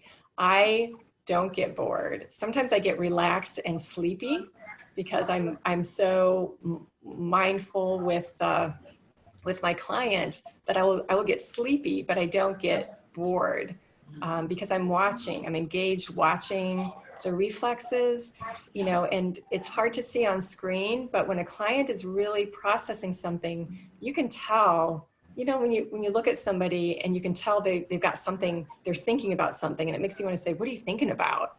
You know, what's on your mind? And, you know, maybe if we're with a family member, they'll say, oh, nothing. But you know, there was like lots going on in there right before you asked. So you can see that in your client while they're brain spotting too.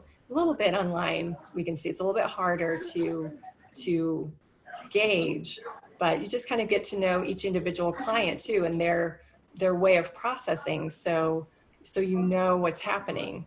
And not that my mind doesn't wander, and, you know, I have ways that I come back. But here's the beautiful thing about doing one's own work as a brain spotting therapist. Like, I would never go to another therapist who doesn't know brain spotting, just because why would I waste my time? I just want to get to the juice, right? Yeah. So So when I am exchanging brain spotting services with a couple of my colleagues that I do, I experience what a client might experience. I'm watching on the inside what's happening. So I get to know the kinds of things that can come up for a client and the different kinds of experiences that can happen during a brain spotting session. So it helps me understand while I'm holding that space for a client, what might be happening in there. So I know that it's just, that it's not nothing that's happening, but there are times when nothing's happening and I have to be attuned with a client to kind of be able to check in with them. Our people-pleasing clients who will just sit there staring at a pointer, but on the inside, they're just having no idea what they're supposed to be doing, right? But being able to check in and say, what are you noticing in your body? Or what are you noticing right now? And they'll say, I have no idea what I'm doing. And then we can kind of redirect and go from there. But it's never boring. Oh my goodness, what can be boring is the client who just wants to come in and talk about what happened since the last session and not really want to do any work at all, right? That's boring. But with brain spotting, it's not boring at all. It's really fascinating to watch. Can we start using brain spotting after this, or do you recommend a deeper training before using it? I am all for the trainings because of the personal experience that you get being brain spotted, because there's no instruction that beats your own experience of brain spotting. So that I will say that up front. And that said, there are people who read the book and do brain spotting, or watch a video on how to do a brain spotting setup and start using brain spotting. So as long as you feel good with your backup skills as a therapist in general, you're allowed to do brain spotting. So what happens in a training is that personal experience, you understand more about the neurobiology, you get backup for, lots of therapists all together asking, well, what happens when a client does this, or what happens with a client does that? So you kind of get a feel for, by the end of the weekend, you get a feel for, that you get a good feeling that I can handle anything that comes up. Like 99% of what comes up, I can handle. Maybe I'm not trained in, we were talking earlier about DID or addiction or whatever, then you need training in those things. But overall, you get a good sense of, I can handle anything that comes up, because a lot of, again, with that dual attunement, a lot of the healing that takes place comes from the security of the therapist. I'm not afraid of my clients' bodily reactions or emotional outbursts during brain spotting session, because I know that's part of the process. But if I had I don't think, for me, I couldn't have read the book and have had that comfort level with it, without all the rest of the backup. So that's my long answer to your simple question. So, okay, let's see what else. I'd like to know how I can use brain spotting to address grief and loss.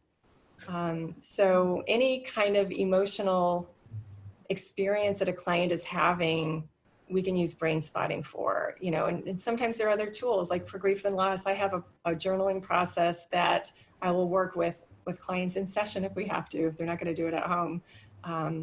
So whatever other tools you have, by all means, you can incorporate with that. What I tell my clients is that, we have this work that we're doing. We have this, this area that we're working on, and we're going to do whatever we can to support healing in that area. So if journaling is going to do a better job of working with that grief, then I'm going to work with that. But here's what I will also tell my client. Okay, let's do some writing. Write a letter to the person you're missing, right? Whatever it is, like, let's write about it. Let's just let that grief have its voice.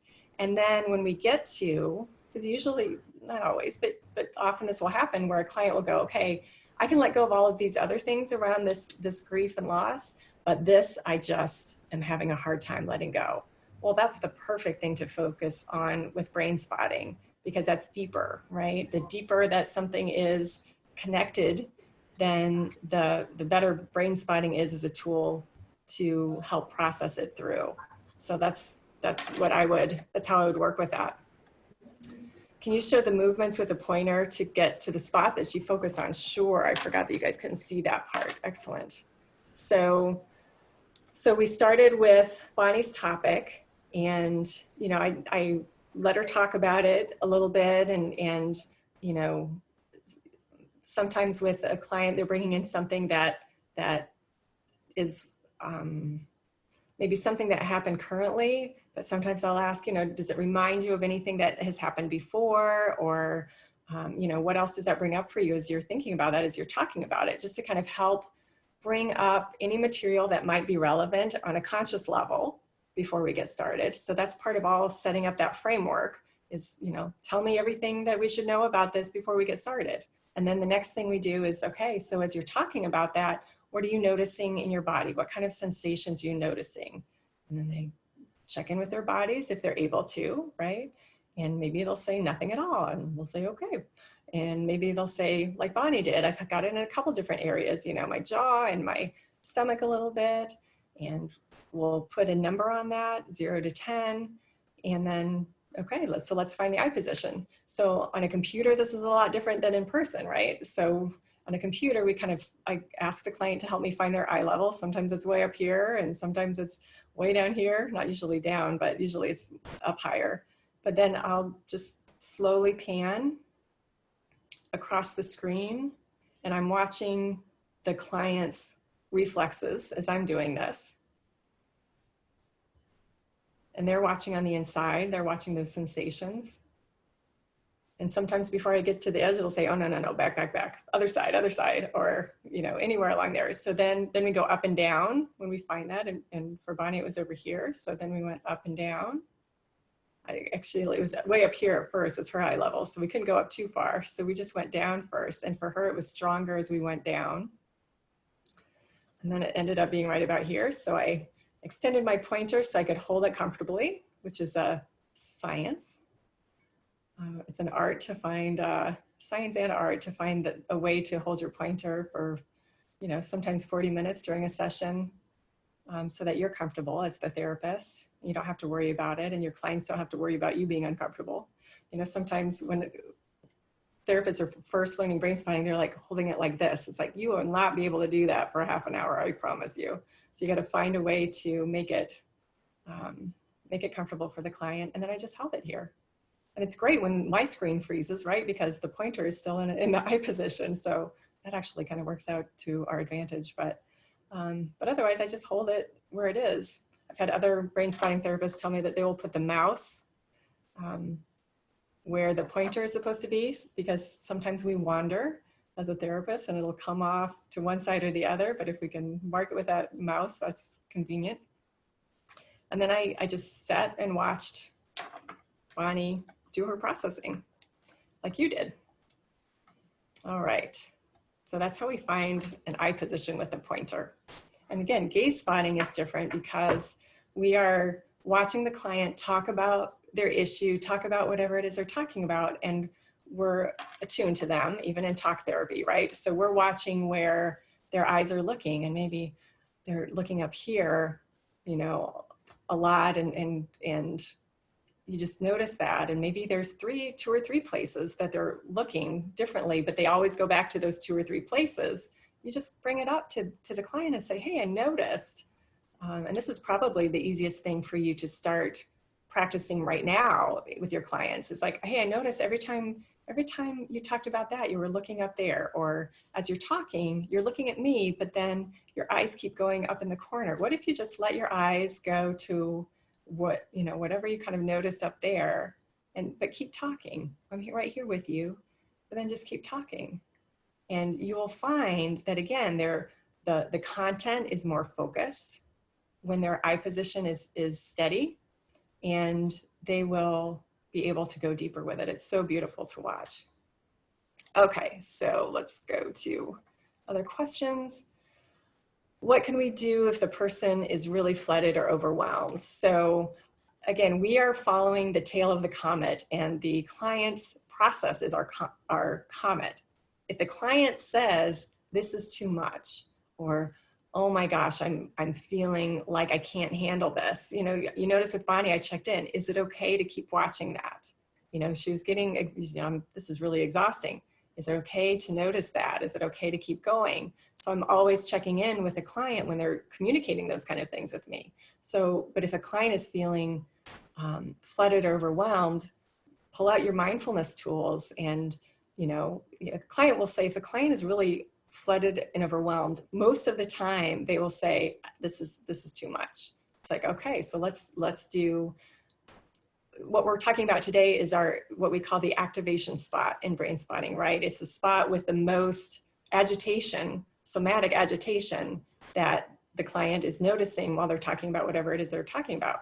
But we can also brain spot and process from a resource spot, finding the most calm place and finding the eye position for that most calm place in the body, and process the same agitating topic, but from the calm place rather than the highest agitation place. So that's another thing we can do. We can, if a client gets flooded, we can stop brain spot and then do some grounding tools, grounding work to help the client kind of re-regulate, and then talk about what happened, right? Because the flooding is that emotional material coming up, and we want that to come up. We want that mind-body system of our clients to learn how to regulate in the midst of that. So even if we get to a point where a client floods, we can turn down the volume, reground, but then process what happened, you know? And so we're helping the client integrate even that big emotional experience, you know? So next time, if they're still open to doing that, the next time we can go, okay, we can tackle that, because now we know, instead of going right in the middle of it, let's just go out here. Let's just not go in the middle of it. Let's just go out here and see, and be curious and see what happens if we're out here from that. You know, like if that happened to the client, I would, when they came in next time, I would say, okay, do you remember where that was located? That flooding sensation, do you remember where that was located? You know, let's put it outside of your body. Let's make it a part, right? Let's put it outside of your body and just kind of notice it. What color is it? And then we can brain spot from that observer place and process that from out here rather than it being all over, you know? And sometimes the client has to build up to that, because it's about strengthening that regulatory process.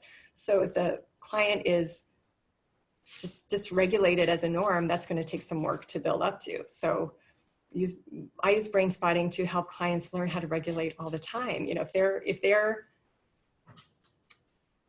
main state is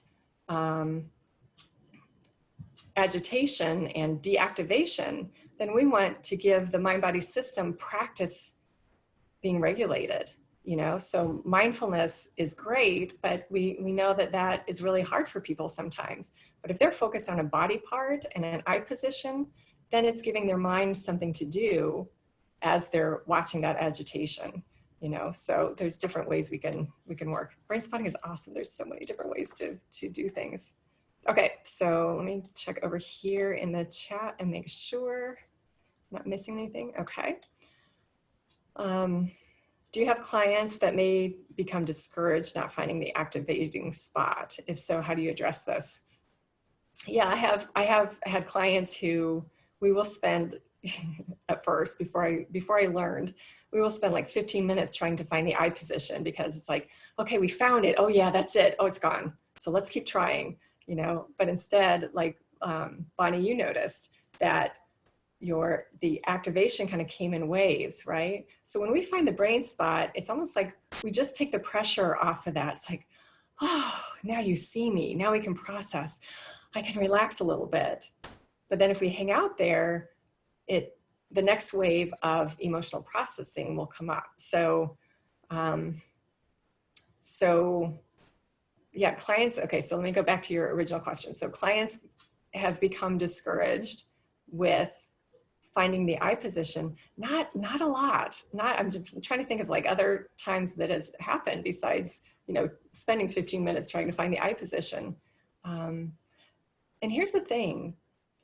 everything is an eye position ultimately, right? So I can sit here and look at my lamp and think about something that's activating, and I can process something. It may not be the most intense or the deepest access to whatever it is I'm processing, but I can still process. I can process while I'm doing talk therapy and I'm looking around all over. So processing can happen at any time. So if a client can't find a process or a brain spot, what we as therapists, our job is to help everything feel okay. Like, it's okay, it's okay. Like, there are people who it's hard to find an eye position. A lot of times that's performance anxiety, right? They're trying too hard to find it so that they're focused on pleasing me as a therapist versus focusing in on their body. And so I'll just say, just let your body talk. Let it be, well, where do you want me to put the pointer? Let's put it anywhere. It doesn't matter. The pointer's not magic. It's not about the pointer. It's about you watching what's happening on the inside. And then they can relax a little bit and we'll process from wherever we want to park the pointer for that session. So, all right, good question. Any other questions? Okay, we got another one. Is this best done in a contextually rich environment or more clear space, void of arts? I think I think it's different for every client, right? I've had clients, I'm not in my office right now, I'm at my home, but I have a bookshelf with my client. It's, Bonnie, do you want me to take you off screen? Well, okay, let me. Sure. Okay, thank you so much, Bonnie, for volunteering. Let me figure out how to do this. All right. No problem, thank you. Thank you very much. All right. Okay, so I've had clients who just feel like my office is too busy because I have plants and I have books, plants on one side, books on the other. And so it can be distracting for them. Very rare though, very rare, because, get my pointer back out here, because the eye is focused on the pointer, but the attention is on the inside. So more often, way more often than clients being distracted on the outside. And that kind of shows some hyper vigilance anyway, that if they're going to be that distracted on the outside, because the eye is relaxed and resting at that tip of the pointer, but the attention and the focus is on what's happening on the inside. And again, this is what is valuable about doing your own brain spotting work. So you know what's going on the inside, because I know from my own brain spotting experience as the client that when I'm focusing on the inside, I don't even notice anything else going on, like most things else going on. Maybe I'll hear noises or whatever, but I'm focused on the inside and I'm cooperating with what's happening on the inside. So whatever's happening on the outside doesn't really matter. If my therapist is scratching her face or, shifting in her chair or whatever, because my focus is not on the pointer. The pointer isn't the visual cue.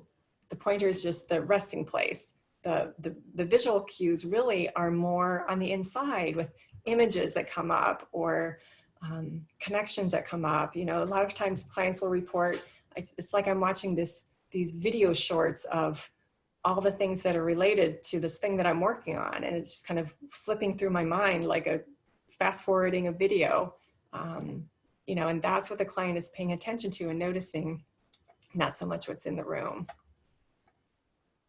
All right. All right. So any other questions about anything about the neuroscience of brain spotting? Let me pull up some resources too that we have on the end of the PowerPoint. Oops.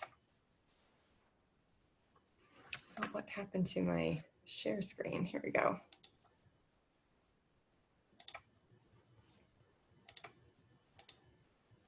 All right. Let me pull up these resources for you guys.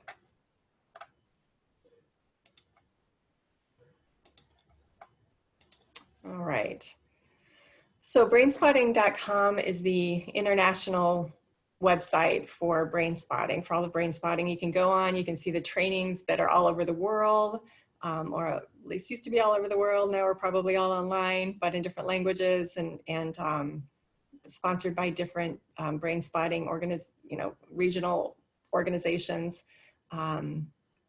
And I am on the board of the Midwest Brainspotting Institute, which is our obviously Midwest faction of Brainspotting therapists. We offer webinars, and there's a directory listing for Brainspotting therapists.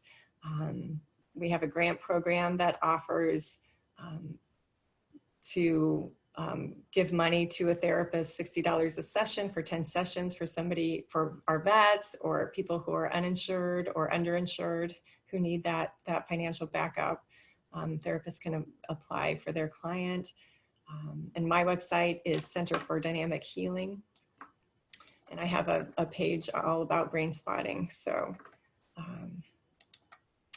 those are some good resources for you as well. All right. Any other questions for today? All right, so I guess that's all on my PowerPoint. Let me go back and just stop share. All right. All right, well, I think that's all I have then. Feel free to email me anytime, call me. You have my information on my website. Okay, we have some more questions. We have lots of time. We have until 1 o'clock, so I will be here answering questions, or you can head out and your work here is done. But you can email me anytime, chicagobrainspotting@gmail.com, and you have my website. And I'm happy to back up your interest in Brainspotting however I can. So somebody's asking a question here. I'll just go ahead and keep answering questions. I'm here till 1, so whatever you need. So somebody's saying, you mentioned auditory at the beginning. How is that used? So more when I'm in session than when I'm online with clients, or in person than online. I have headphones in my office that connect to bilateral sounds. There are several CDs that David Grand put out at the phase 1 of Brainspotting trainings. You receive his book, you receive a little pointer, and you receive one of his CDs. So those I use in session. And actually there's another therapist from Colorado, Brainspotting therapist, who created some more that are a little bit more relaxing for me. So I use hers as well as David's. And the auditory is, again, is on the headphones. It's going from one ear to the other and kind of panning back and forth, probably a lot more slowly than I'm doing with my hand, but the sound is going from one ear and it kind of travels around to the other. And so it's doing 3 things. One is it's helping that bilateral processing, so that the 2 hemispheres of the brain are talking to each other and sharing that information. It's soothing to the amygdala. It's very calming. A client can sometimes feel activated while we're talking about what we're going to work on, but the minute they turn the headphones on and the sounds on, then they're like, oh, this is so nice. I just want to stay here, stay in this space, so it's very relaxing.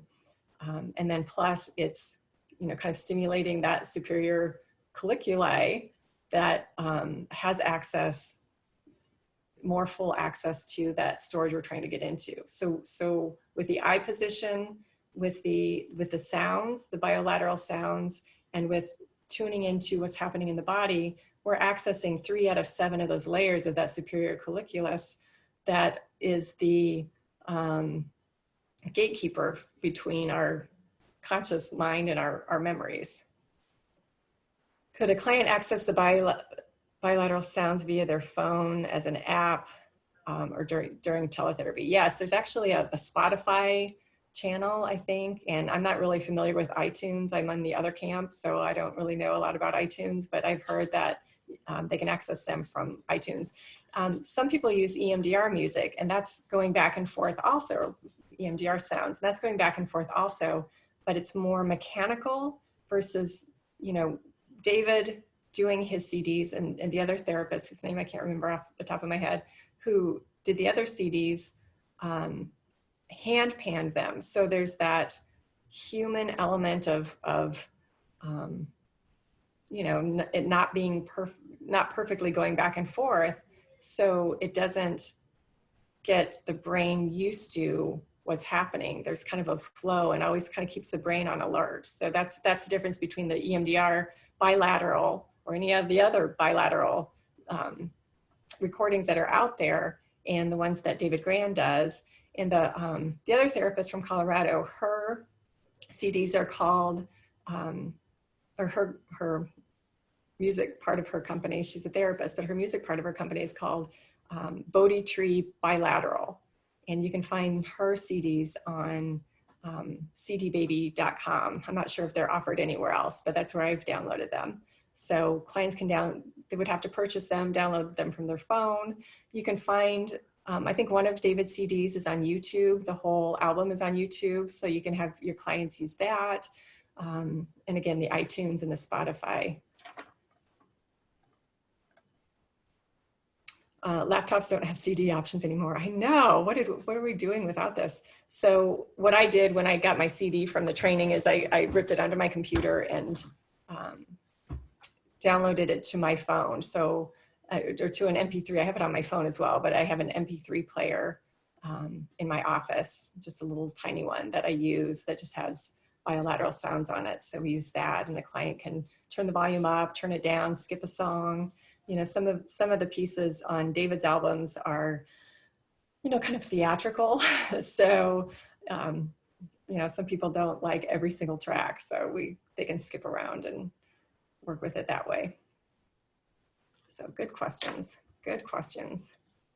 Okay, there's some more on this. There's two places where questions are showing up. So I'm trying to make sure I'm getting both of them. Can the sounds be used for grounding outside of sessions? Absolutely. Oh my gosh, I have clients who go to sleep with it. I have clients who study with it, bilateral sounds. I really like using them when I'm cleaning my house because it makes me feel more enjoyment while I'm cleaning my house. And yeah, there's lots of uses, but grounding for sure, grounding for sure. How many hours of training would you say on average people do before doing brain spotting with clients? It is so different. I mean, again, it goes kind of back to David's really good, generous approach to his commitment as a therapist. So, you know, he is all for people reading his book and doing brain spotting. He's all for people, you know, watching, you know, even something like this, try gaze spotting, go out and try gaze spotting. This is something that's so easily accessible. You don't need the music, you don't need the pointer, just notice, and you will begin, you know, after listening to this for almost 3 hours, you know, you will notice more your client's eye position and just practice with it. And he tells us, you know, at every level of training I've ever been to with him, he encourages us, experiment, try things out. You're not going to hurt your client. You know, we've got to, you know, some of our more complex trauma people, we need to be mindful, we need to be careful, we need to be trained, not just in brain spotting, but well, definitely in brain spotting if we're going to use brain spotting with our DID people, right? But we also should be trained in, you know, the neuroscience and what's happening and grounding techniques and working with parts. And, you know, there's a lot of that would go into working with somebody with DID that you would need training for. And I would recommend going to the brain spotting trainings in addition to that other training if that's your primary clientele. But yeah, try it out and see for yourself. I love the trainings because I love the neuroscience. I assist at trainings now. And I never get tired of being there. I never get tired of reinforcing the neuroscience. I never get tired of watching other therapists go from, you know, kind of like skeptical like I was when I first heard about brain spotting to being so grateful for it by the end of the weekend, you know, and even with the online trainings that happens, it's really awesome. All right. So let me check. So getting back to your question, how many hours of training would you say on average people do before doing brain spotting with clients? It really depends on whether somebody's learning it from the book, somebody's learning it from the DVD training that's available from, I think it Sounds True. I'm not, I think Pessy has a brain spotting training video also, program also. So David would encourage you to read up on it and try it out with your clients. And the slides will not be emailed just because they're proprietary, and I do not have permission to email the slides. So I apologize that, but the recording will most certainly be emailed to you. And Google brain spotting online and you'll see lots of different images and graphics that back up what we talked about today. David has lots of videos, interviews, and different kinds of things on YouTube. There's one that is excellent called Brain Spotting Hypothesis Revisited on YouTube, and that is awesome. That is awesome video. He talks about what we talked about with the allocortex and the isocortex and the agranular isocortex and the granular isocortex, and talking about that regulation. So I've listened to that probably 3 times, and I will go back to it again and just kind of be reminded of the different neurobiological pieces that are happening. Plus he talks about the frame and he talks about attunement as well. All right. Yeah, it is definitely not just for trauma. Actually, if you go to my website, you can even go to chicagobrainspotting.com, and that takes you directly to my brain spotting page on my website. And I have, you know, the information that is there, I was given permission to use by a colleague, and I have changed the wording of that so many times since then, because the information that he had given me when I first started brain spotting was very trauma with a capital T heavy. And I put it in a brochure and I put it out in my office for people to read. And so many times I would have people coming in, and because it was so capital T trauma oriented, they'd go, yeah, that doesn't really apply to me because I don't have those experiences. So I'm like, okay, so this, you know, because I know, and we know that, you know, I use it as an example. My 3rd grade teacher one day told me, actually I think it was in 4th grade, but anyway, I was talking a lot in class, and I'm like a people pleaser. Okay. So she told me, because I was talking a lot and loud because I had a crush on the kid sitting next to me. She said, Lynn, you haven't been worth 2 cents today. And I was like, what, me? I can't believe you're saying that to me. I'm a good kid. What are you talking about? And it was like a kick in the gut to me as a 9-year-old. Right. And so I use that as an example of, you know, an emotional experience that got stored in me that affected me along the way, because then I was like scared to like piss off a teacher, because it's like, oh my gosh, you know, I'm going to get in trouble and that doesn't feel good. So I would protect myself against that.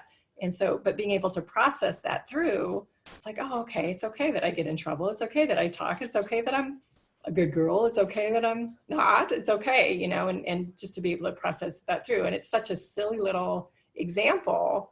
You know, I didn't even cry at the time or anything, was it? It was just like, I just kind of, you know, went inside and kind of withdrew a little bit, but I'm sure it didn't keep me from talking to that kid though. But anyway, but it's just a good, silly little example of something that can happen to us. And because it's like a shock to the system, it's something that we're not expecting, it gets stored and then can get in the way as we're growing up. And so those kind of things are things that we can use to process too with brain spotting. So yeah, it's for all of the emotional stuck places. It's interesting because David Grann's work, a lot of his work has been with actors and athletes in their performance. There's a video on ESPN, and actually it is on the brainspotting.com website. You can find it. And it's an ESPN video, and it's called, and forgive me because I am not a big ESPN connoisseur, but it's called like 30 for 30 or something like that. It's one of those, a series that they had done. And David Grann worked with a pitcher a baseball catcher who had the yips. And if you know anything about sports, the yips are those stuck places in an athlete that makes them not be able to perform whatever action they need to perform, you know, like the triple toe loop, right? So for this catcher, he was a really great catcher, but then something happened, and when he was having to throw the ball to the catcher, not for like a fast move or something where he had to think quickly, but just the normal, you know, the pitcher pitched the ball and the catcher caught it and had to throw it back to the pitcher, just normal stuff, he couldn't release the ball. So he would have to like kind of have an OCD reflex on that, you know, kind of like he would have to fake throw it 3 times before he could finally release it. So he worked with David Grand on that piece. And what he ended up processing was, you know, just a lot of old sports trauma, sports injuries and all of that. And once he was able to process that through, he didn't have that problem anymore. So, you know, so all of those experiences that we have that we carry around with us get in the way when we don't even know that they're getting in the way. And that's what Brainspotting is really awesome for, is to get those unconscious things that we don't even know are in our way to be released, and so they're not affecting us like they were before. Any success with intrusive imagery, OCD symptoms? Absolutely, absolutely. You know, again, it's about moving the body from dysregulation to regulation. So, you know, with my OCD clients that I've had, we start with, you know, what's happening in the moment that the OCD behavior is showing up. And, you know, we kind of go from there. We brain spot on that and then just see what shows up. And again, because brain spotting, we don't know what's going to happen. We can't say, okay, we're going to start with this and then we're going to end up here, because we don't know everything that is involved in creating that OCD and the behavior in the first place. And our perspective in brain spotting is that our mind-body system is brilliant. It's brilliant, and it is designed to protect us at all costs sometimes, you know. So when we're looking at something like OCD, we don't see it as a problem behavior. We see it as like, okay, your mind-body system is protecting you from something. Let's go in there and find out what it's trying to protect you from, so that we can help retrain it and let it feel safe, so it doesn't have to go there, you know. So we work with that. You know, I think something that came from my mindfulness training before I found Brainspotting is the awareness that we don't have to be afraid of what's going on in the inside.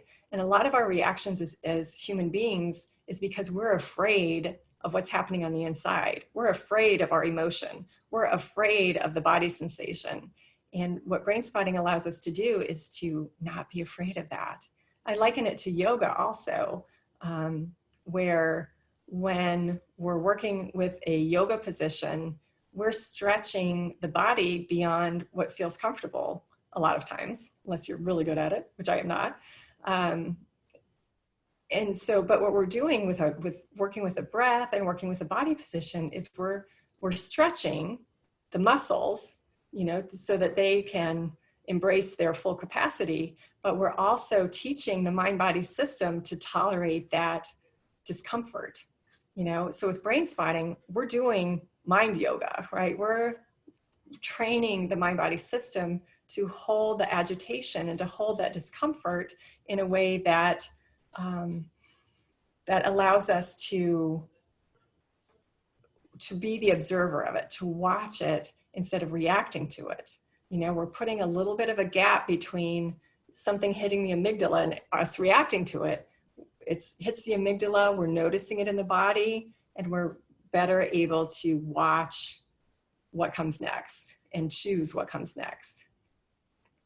So that was a long answer to your intrusive imagery, OCD symptoms. You know, I think the main thing with the intrusive imagery too is that we want our clients not to be afraid of what's going on inside.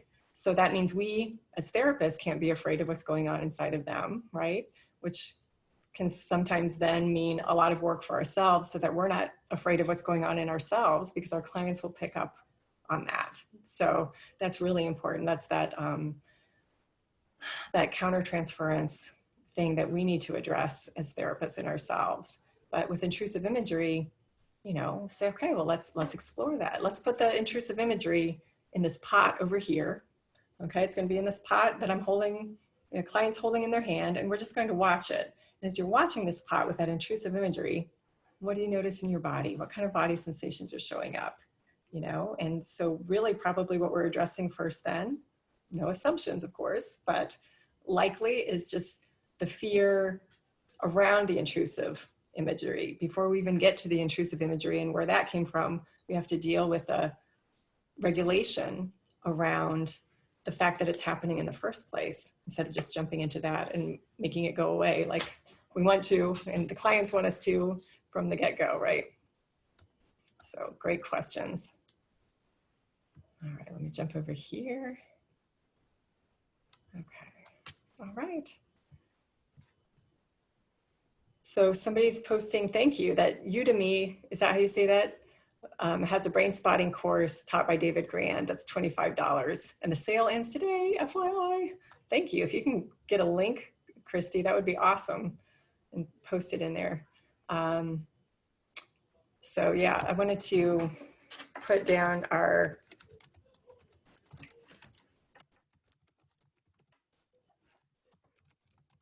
so Bodhi Tree Bilateral is the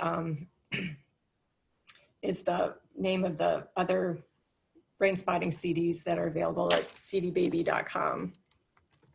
So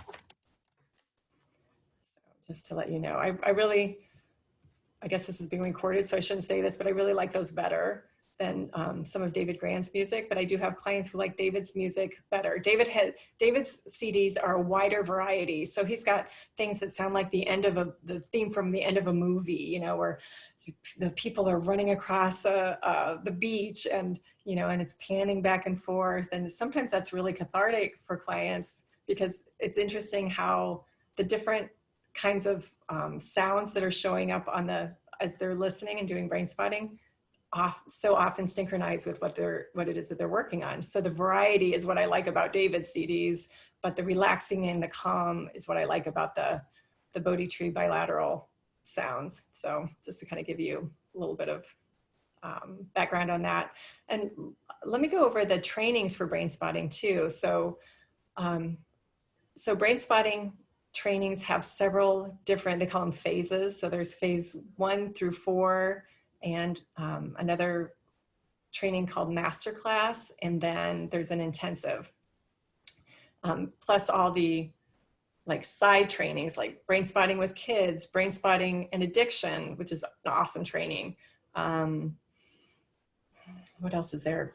Brain spotting and trauma specifically, and I'm sure I'm missing several of them, but the basic trainings are phase 1, which covers what we cover today, but on a grand scale. So it covers the inside window, outside window, gaze spotting. It also has resource spotting, which I kind of addressed a little bit. Somebody was asking about it, like what happens when somebody floods? Then we do the resource spot where, okay, here's the activating issue. Where in your body do you feel the calmest? And let's find the eye position where that calm sensation is the most intense, the strongest. So then we're still processing the agitating topic, but we're doing it from a restful place rather than jumping right in and doing the activating topic with the most activating body sensations. So that's covered in phase 1 too. So phase 1 is the foundational piece of brain spotting. You will always use everything that you learn in phase 1, always, always, always. Phase 2 is I call it the technical training, because there's so many different technical pieces and what do I want to say? Technical pieces, adjustments and different tools that get added to our brain spotting knowledge that are amazing and helpful, but it's very, very technical. It'll be interesting to see how that one is done online because of, we have one-eyed brain spotting and Z-axis, which is, we have our X-axis, which is left to right, and our Y-axis, which is up and down, and then the Z-axis is distance, right? So thank you, Christy, for putting the Udemy link there for David Grand's thing. I think it's usually like $58 or something, so 25 is awesome. So phase 2 is a lot of technical additions to your brain spotting foundation. So David says you don't have to do brain spotting in order. You don't have to do phase 1 to phase 4, one after the other. But I, just as a therapist, having gone through them, I wouldn't want to do any of the others without doing phase 1 first, because it's that foundational piece. And then you get time to practice before you start adding other things in. So phase 2 is very technical. Phase 3 is more of the expansion. Phase 3 includes performance, brain spotting for performance. Usually he has an athlete that he's working with brain spotting on. He usually has like an actress or a singer or an actor or singer come and like recently in one of his trainings, he had an actress come and give her soliloquy that she had been working on, and she would say it for us, and then he'd work with her and he would brain spot her as the character that she was doing this piece as, and whatever it was bringing up for her, and also helping the character process her own stuff.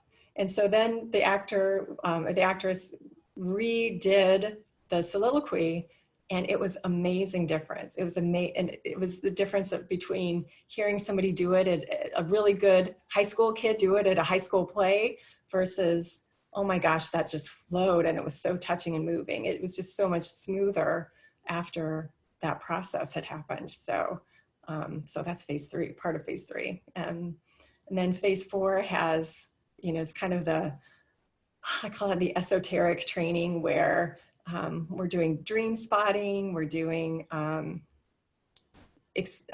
expansion model, which is working with kind of more of an esoteric potential within a client, within a person, and letting that expand, that kind of sense of being more than your mind-body system. And then there is phase 4 is also, he also works with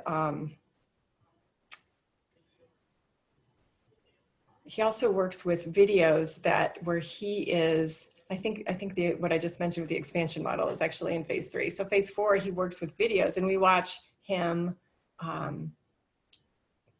with a video of him working with a client. And actually it's one of the videos that he'd done for other training. So he's working with a person, and he'll stop the video and talk to us about why he did what he did during that time. So we're able to see, his thought process, because we always think that, oh my gosh, David Grand, he came up with this and he's so amazing and he's magic, right? But then he's talking about his thought process, and it's so great because he's like, I don't know why I did that.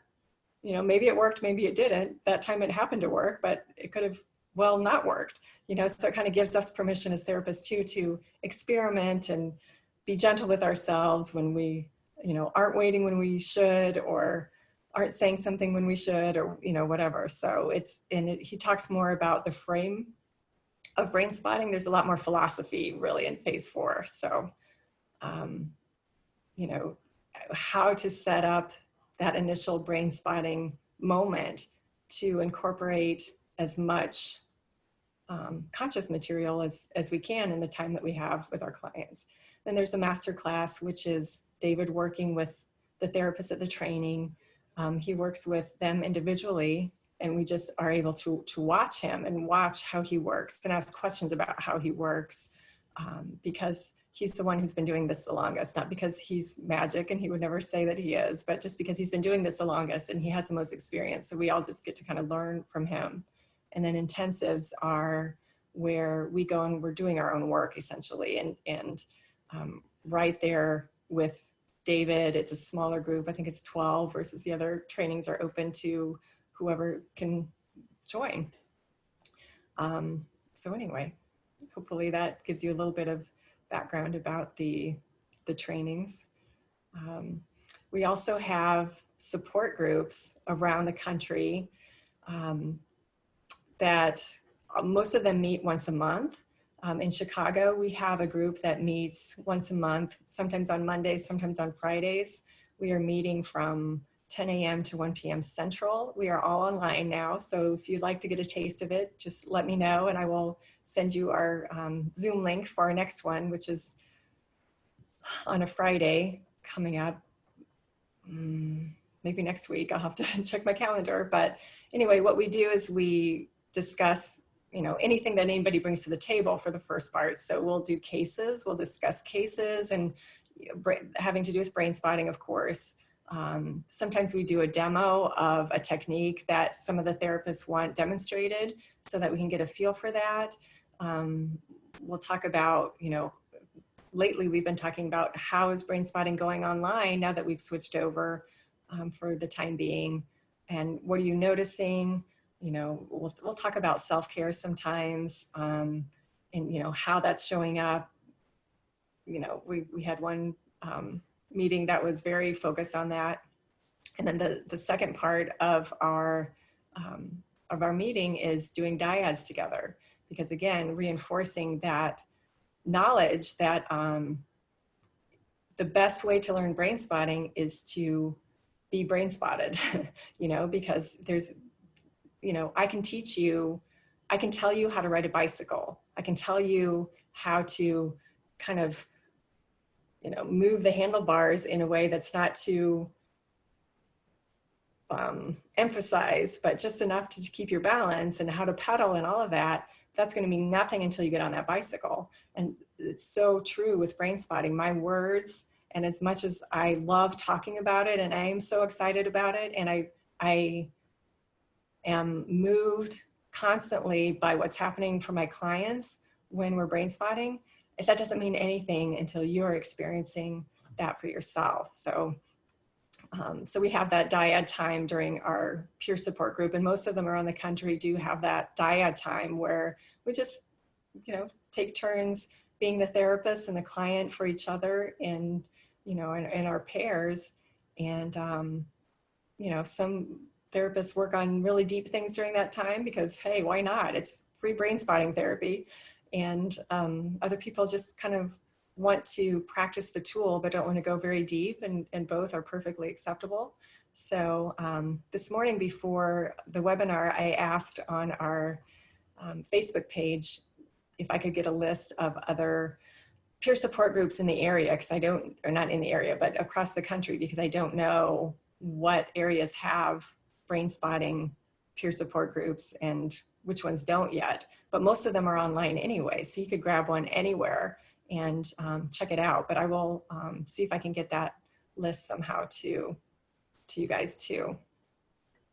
So any other questions? I could go on all day actually. So